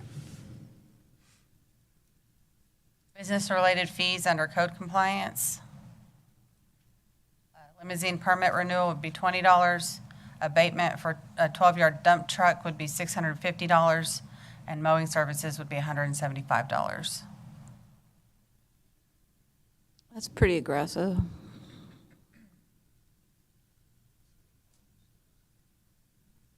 Parks and Recreation, moving on to that. For recreation at Lake Nasworthy, looking at a entrance fee daily of $5, an entrance fee for annual of $30, annual plus, or for 65 plus of $20, and annual for disabled of $20. Campsite daily fees at $10, and then the pier rental for 2 hours would be $150. This is a sideline, but when is that new fishing pier going to be done? Mayor, the pier itself is completed. We're waiting to complete the parking lot aspect of it, of course, the ADA component that goes into it. But that's left, and I think, Shane, right now, we're probably about a month and a half away to getting that done. Yes, we're pretty close. Well, it's summertime. It is, though. Make it available this summer. Yes, ma'am. Okay, and so again, for parks, the pavilion rentals would be $20, park venues for 2 hours at $60, and then visitor center grounds for $60 for 1 hour. How do you monitor that? Daniel Girl goes White out here. there and watches. I know. I mean, people just go out there and do it with no permits. I'm not even sure who even comes in to ask for a permit. He wears his swimming suit. I'm like, Yeah, on the grounds, if they're using the grounds, usually for like a wedding, that's the most common thing, is they get a slip that says they've rented it, so they have exclusive rights. So if anybody else shows up, they can say, hey, I've got it reserved. how many fights have we had? None that I recall of, but we have for practices, for sports practices. But that's how we control that. But it's really, can I say something? Yes, please. But it's really not controlled, because if I wanted to go have a picnic and nobody was having a wedding or nobody was doing anything, I could still use it for free. Correct. I think the Only purpose of the fee is so that you have exclusive rights to it. Right. You only pay if you want to have that exclusive Otherwise, it's right. open to the public. We have a lot of other areas, great scenic areas, other than the visitor center. And I see people out there having pictures taken all over the city. So We have a new historic archaeological site from today, Yeah. so we can send them out there. All right, so recreation for baseball fields that are lighted would be $5 an hour. Those that are unimproved would be $3 an hour. For basketball, for an adult team, the proposed fee would be $275, and for youth or individual would be $80. Basketball youth team would be $500. Youth team with uniform, $600. Youth regional, $175, and then rental of Carl Ray Gym at $30.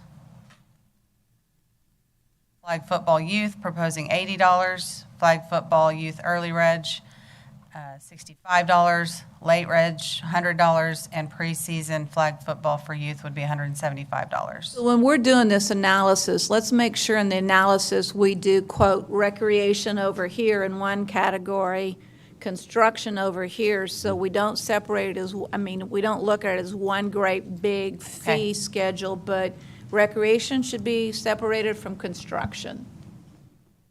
So we could probably accomplish that either through the caption, having separate parts, or through the presentation, but we can, They you're wanting need to be able to vote on them separately? Yeah, correct. Okay.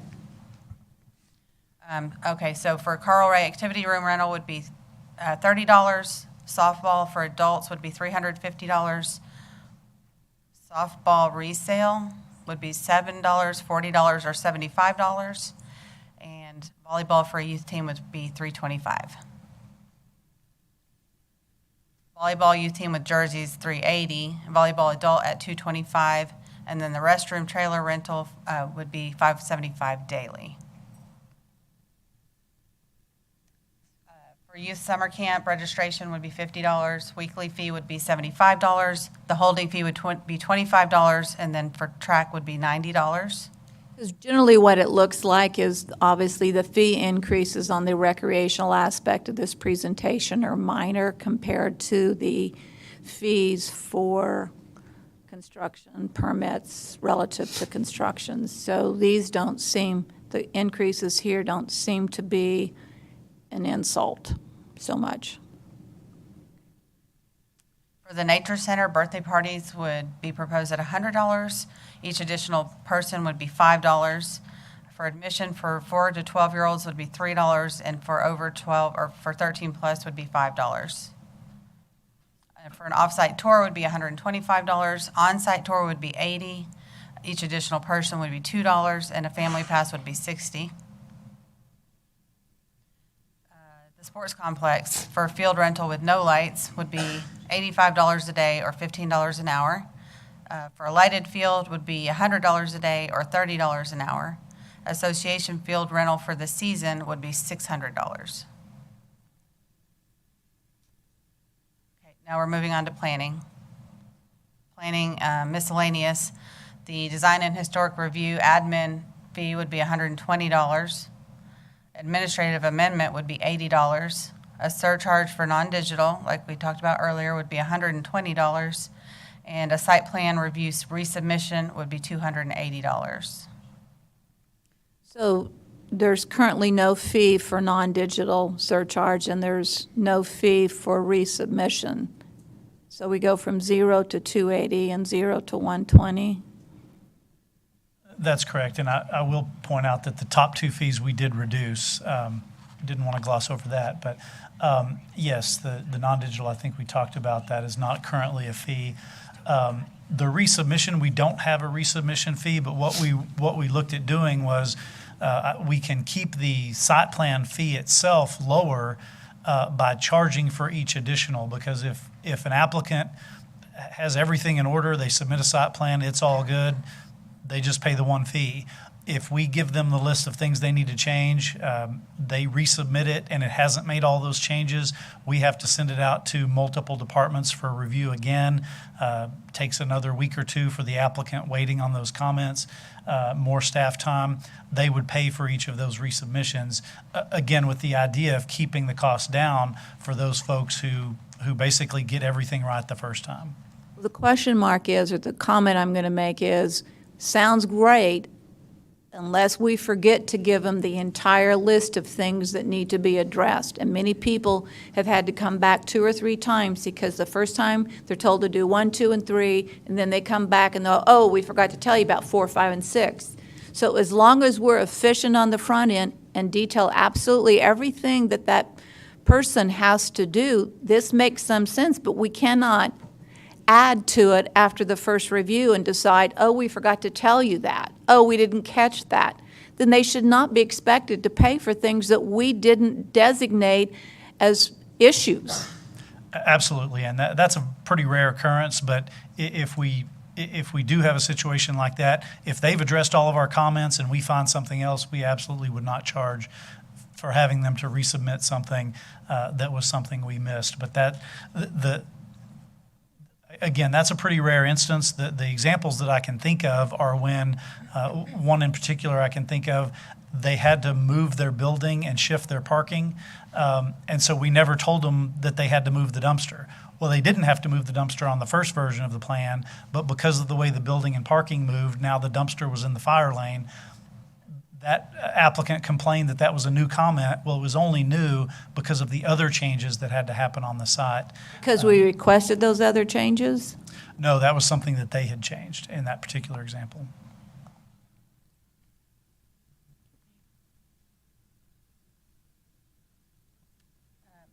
Right-of-way encroachment admin would be $130, sidewalk waiver $75, development plan fee would be $75. I could add on that top one, it's a little misleading because that is a new fee, but right now, all right-of-way encroachments pay a $450 fee. So it would be more accurate to say that this is $450 because what we've done is created a new administrative process that's a quicker, simpler process. You all changed the ordinance a couple of years ago to allow staff to approve some of these right-of-way encroachments. We never created a new fee for that, and so this remedies that and creates this new lower fee. And then these other two are just new processes that had been created in the past with no fee ever associated with it. The one that I hear the most about in terms of problems is the Development Review Committee, where people will go because no one takes notes, which I'm sure I don't understand. And so then they get ready to move forward, and they go, oh, but you have to do this, and you have to do that, and oh, this also has to happen. Those development review meetings are a great idea as long as somebody's taken notes and somebody understands that these were the things that were discussed, instead of whether somebody remembers they were discussed or whether several people didn't make it to the design review committee, the development review committee. So it wasn't a complete approach to that meeting. And that's the biggest concern I have, is because people say, well, they said this, or they didn't say that, or I didn't know this, or I didn't know that. We've got to make that development review committee more official. Well, we actually do. We have two different processes within that. One is called the consultation, and one's the actual development review committee. In a development review committee, that's when they have actual plans in hand. And for those, we do take notes. We send out a comprehensive list of notes to the applicant, and all of that's done. We do not do that with a consultation because that's when someone comes in and says, hey, I have an idea. I want to do X, Y, or Z. Maybe doesn't even have a property in mind. And so that's when we can give them ideas of, well, make sure you think about this, or you might want to talk with fire marshal, or, but that's when we don't have an actual plan or an actual property that they have in mind. So it is more just a kind of a general overview of what our requirements are and what applications they would have to fill out. And so you're right, we don't give them a full list of written notes, but for the DRCs, we absolutely do give them notes. And John, just to piggyback on that, we've received, actually, over the last few weeks, I've actually gotten several compliments from usually outside the city who are working with San Angelo, saying it actually was very efficient, one of the best processes they've gone through. They do a good job of documenting all of that. As always, I encourage anyone who has an issue, I need to hear about that, not 6 months later, but if there's an item going on, then we look into it. If there's a problem on our end, we're going to do our best to fix it. On the other hand, if it's documented and we did it, I'm going to defend that, here's the evidence that shows. So, but yes, if you encounter someone who comes to you with that, please send them our way. I would be happy to visit with them. Please don't wait till 6 months later. We need to know it as it's going on.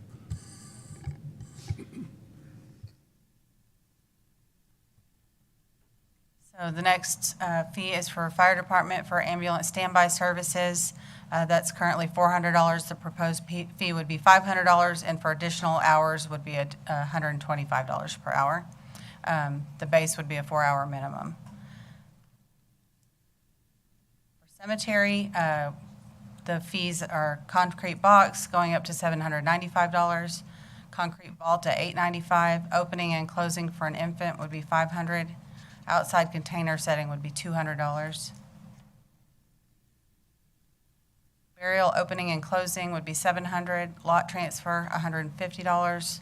Marker survey would be $150. And hourly overtime would be $250. Overtime on the weekend would be $500. A grave opening, $500. Set up for a tent, $500. And for an additional tent, $500. Well, that was aggressive, 150 to 500.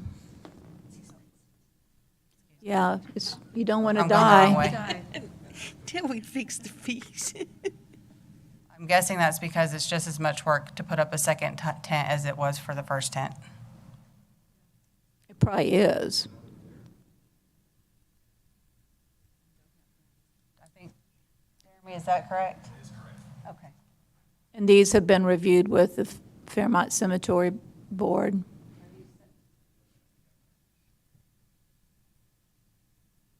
Go ahead, Jeremy. Do you want to add any comments? Fairmount Cemetery. No, we have not discussed it with the board. We're going to discuss it next week at our board meeting. So this is just an overview. You'll come back with some comments from the board. Yes, ma'am. Okay, thank you. You're welcome.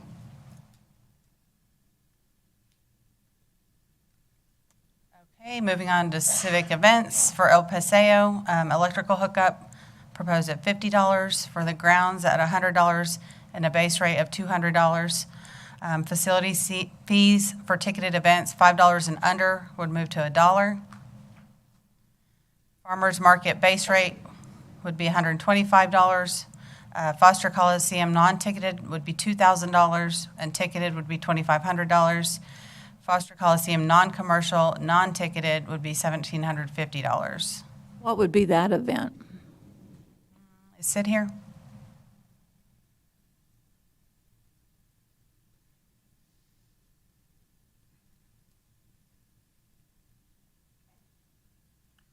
So normally for a non-commercial, non-ticketed, like a graduation event or something of that nature. And I do want to say before we go through all of our fees, we have not increased fees since 2009. So We let's can make do sure the we same keep thing that. on civic events, is analyze that separately too. So we don't want to mix apples with oranges in this conversation. Mayor, speaking to that, would you have any interest in considering the Parks and Rec and the civic events fees today and just bringing back the rest of it later? Well, I would More ask comfortable council with those? if they're okay with these fees, if that's something they want to do, or whether they want a total evaluation by category, civic events versus programming, athletics versus construction, planning and permits. So if you don't like these fees and feel like you need an opportunity to better understand them, we don't have to approve anything today. I'm assuming Sydney's asking for that because you've got something coming up that will be in the fiscal 23-24 budget that you would need to be quoting people today in terms of them booking these facilities. Is that correct? Mayor, just as one council member, I'm okay with the Parks and Recreation and civic events. Yes, ma'am. To approve them today, if that'd be the pleasure of the council. Does council members have any other vote, any Okay other with it point of also. view? What, Harry? I said I'm okay with it also. I've actually reviewed this with Sid and his particular group some months ago, and made some suggestions to them before they voted to council.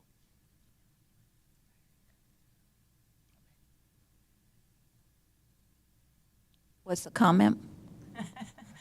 We would just need direction on fire and code as well. That would be the only Well, we other- haven't done that other than the ambulance, right? The ambulance is, yes, the ambulance is the only fire fee and this year, and then the code was the one for the mowing that I think you thought was aggressive, so we could bring that one back as well, but I think the fire one is pretty realistic. Yeah, the mowing one seems out of line, but, all right, so what we could have is a motion, number one, let's take this in pieces. We could have a motion to approve these civic events fees as one motion, and we'll take categories at a time. So the first one So could be a motion to approve the civic events proposed fees, seconded by Harry. Any public comment on the civic events proposed fees? Go ahead. There's still more? Okay. All right, well, then we're not taking a vote yet because there's more fees to be looked at, so we might end up changing that motion if there are things that we don't think are correct.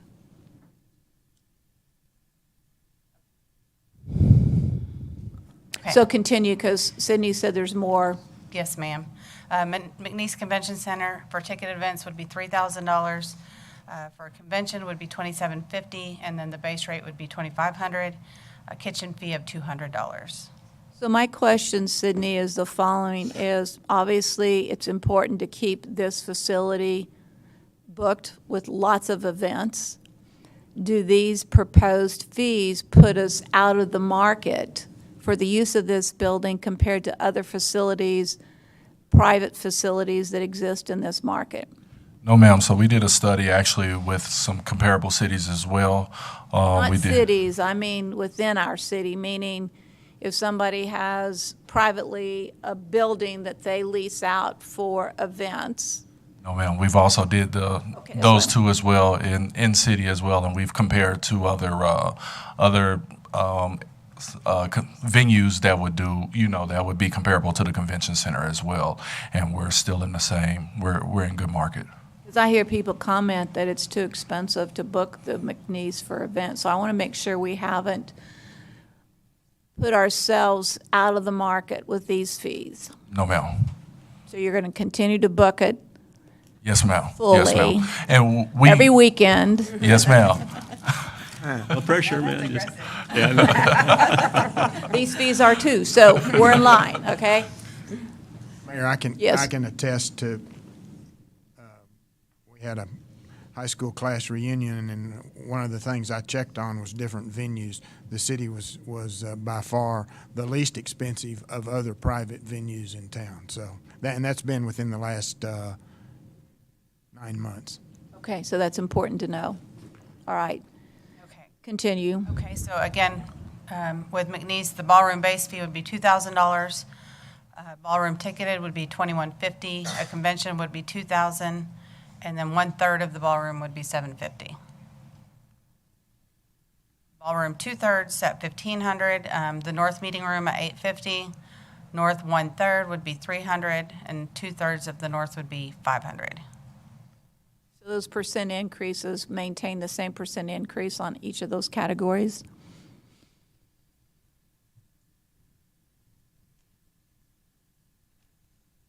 Yes, ma'am. For the most part on those right there. Also, just in general, yes, ma'am. All right. I'm not sitting here doing the calculation on each one of them, but I need to make sure it's pretty consistent. So for the entire upstairs at the McNeese would be $500. Single room upstairs would be $300. The City Hall East mezzanine, $250. And the Pecan Creek Pavilion for weekends would be $600. So that one's pretty aggressive.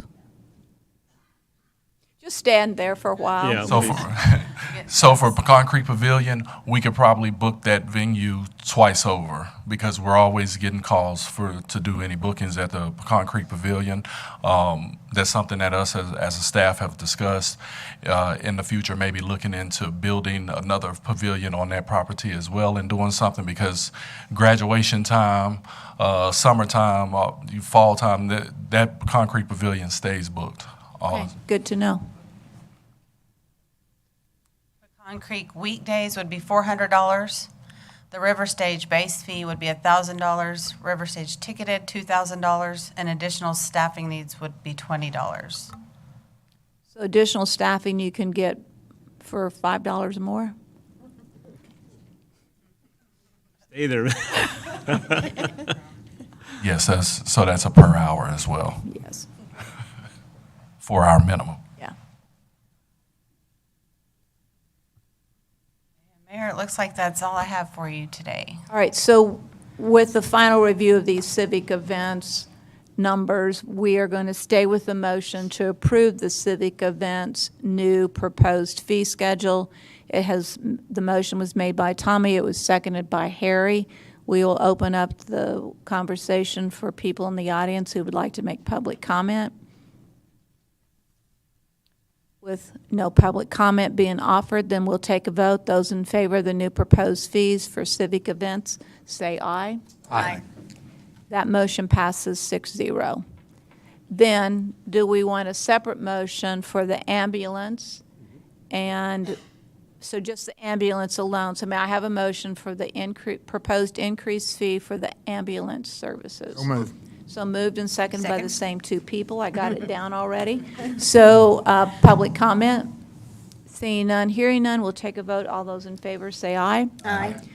The ambulance fee has been approved 6-0. So the rest of those fees will go back from Parks and further Rec. analysis. Parks and Recreation. Parks and Rec. Oh, Parks and Rec, with the elimination of lots of things. I move We- approval of Parks and Rec. Okay. Any public comment on those items? Seeing none, hearing none, we'll take a vote. All those in favor of the Parks and Rec, say aye. Aye. None opposed. That passes 6-0. Thank you. Okay? And that does cover everything with the exception of planning, Exception of permitting, planning and code? permits and code. Okay, very Right, good. and I would hope you'd have a chance to go back to the Development Review Committee. Sorry, and cemetery. Oh, we need, I need those cemetery ones discussed with the cemetery Yeah. board before it comes back Okay. here. No problem. I want them to be well-informed on that before we take a vote on it, and then Very we'll good. bring it back. very good.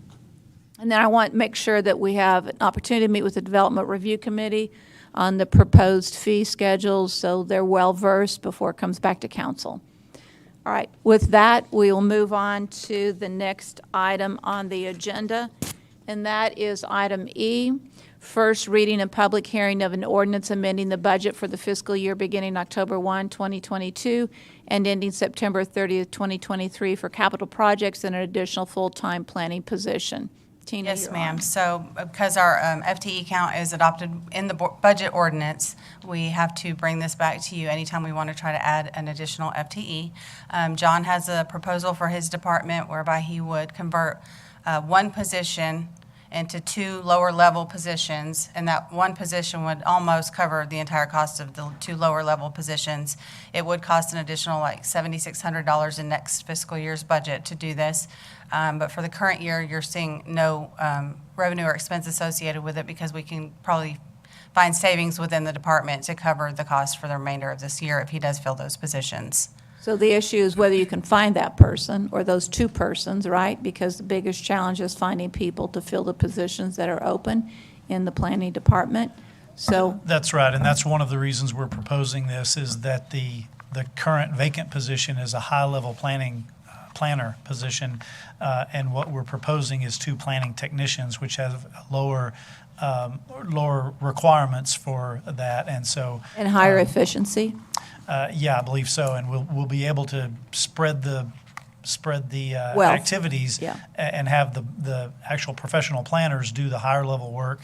And some of the things that they're doing now, like stuffing envelopes to send out mailed notifications on zoning cases, more of that can be done by these planning That's how we have technicians. cost savings to lower these fees. Absolutely. There you go.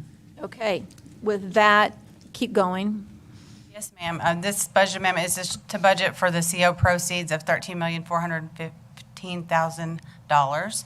And you saw this before a few times now. Came to you in February of last year to allow us to go to the Texas Water Development Board to receive this loan from them, low-interest loan.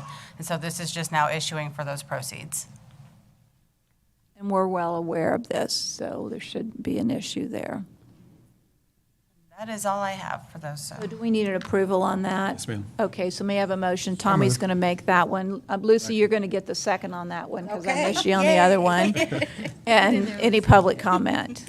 Seeing none, we'll take a vote. All in favor, say aye. Aye. Motion passes 6-0. We will now go into the closed session. The executive session under the provision of Government Code Title V, Open Government Ethics, Subtitle A, Open Government, Chapter 551, Open Meetings, Subchapter D, Exceptions to Requirement that meetings be open under the following sections. A, Section 551.072, Deliberations about real property regarding commercial lease and possible sale of lots 2 and 3, Block 1, Group Middle Concho, Lake Nasworthy Edition. We will return following that conversation when we are done.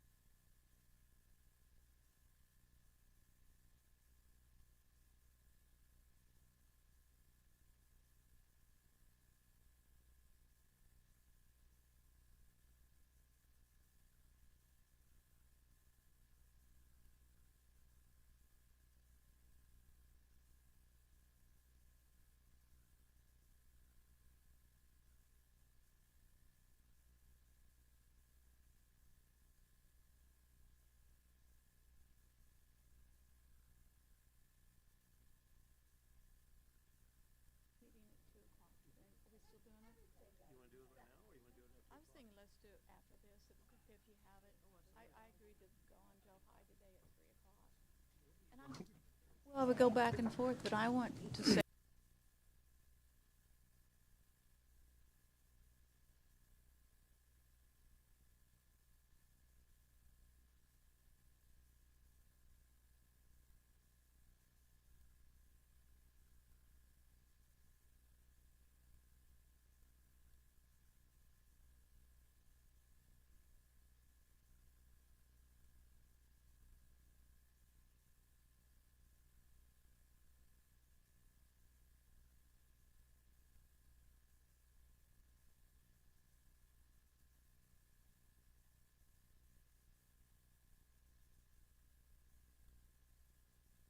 Doing that.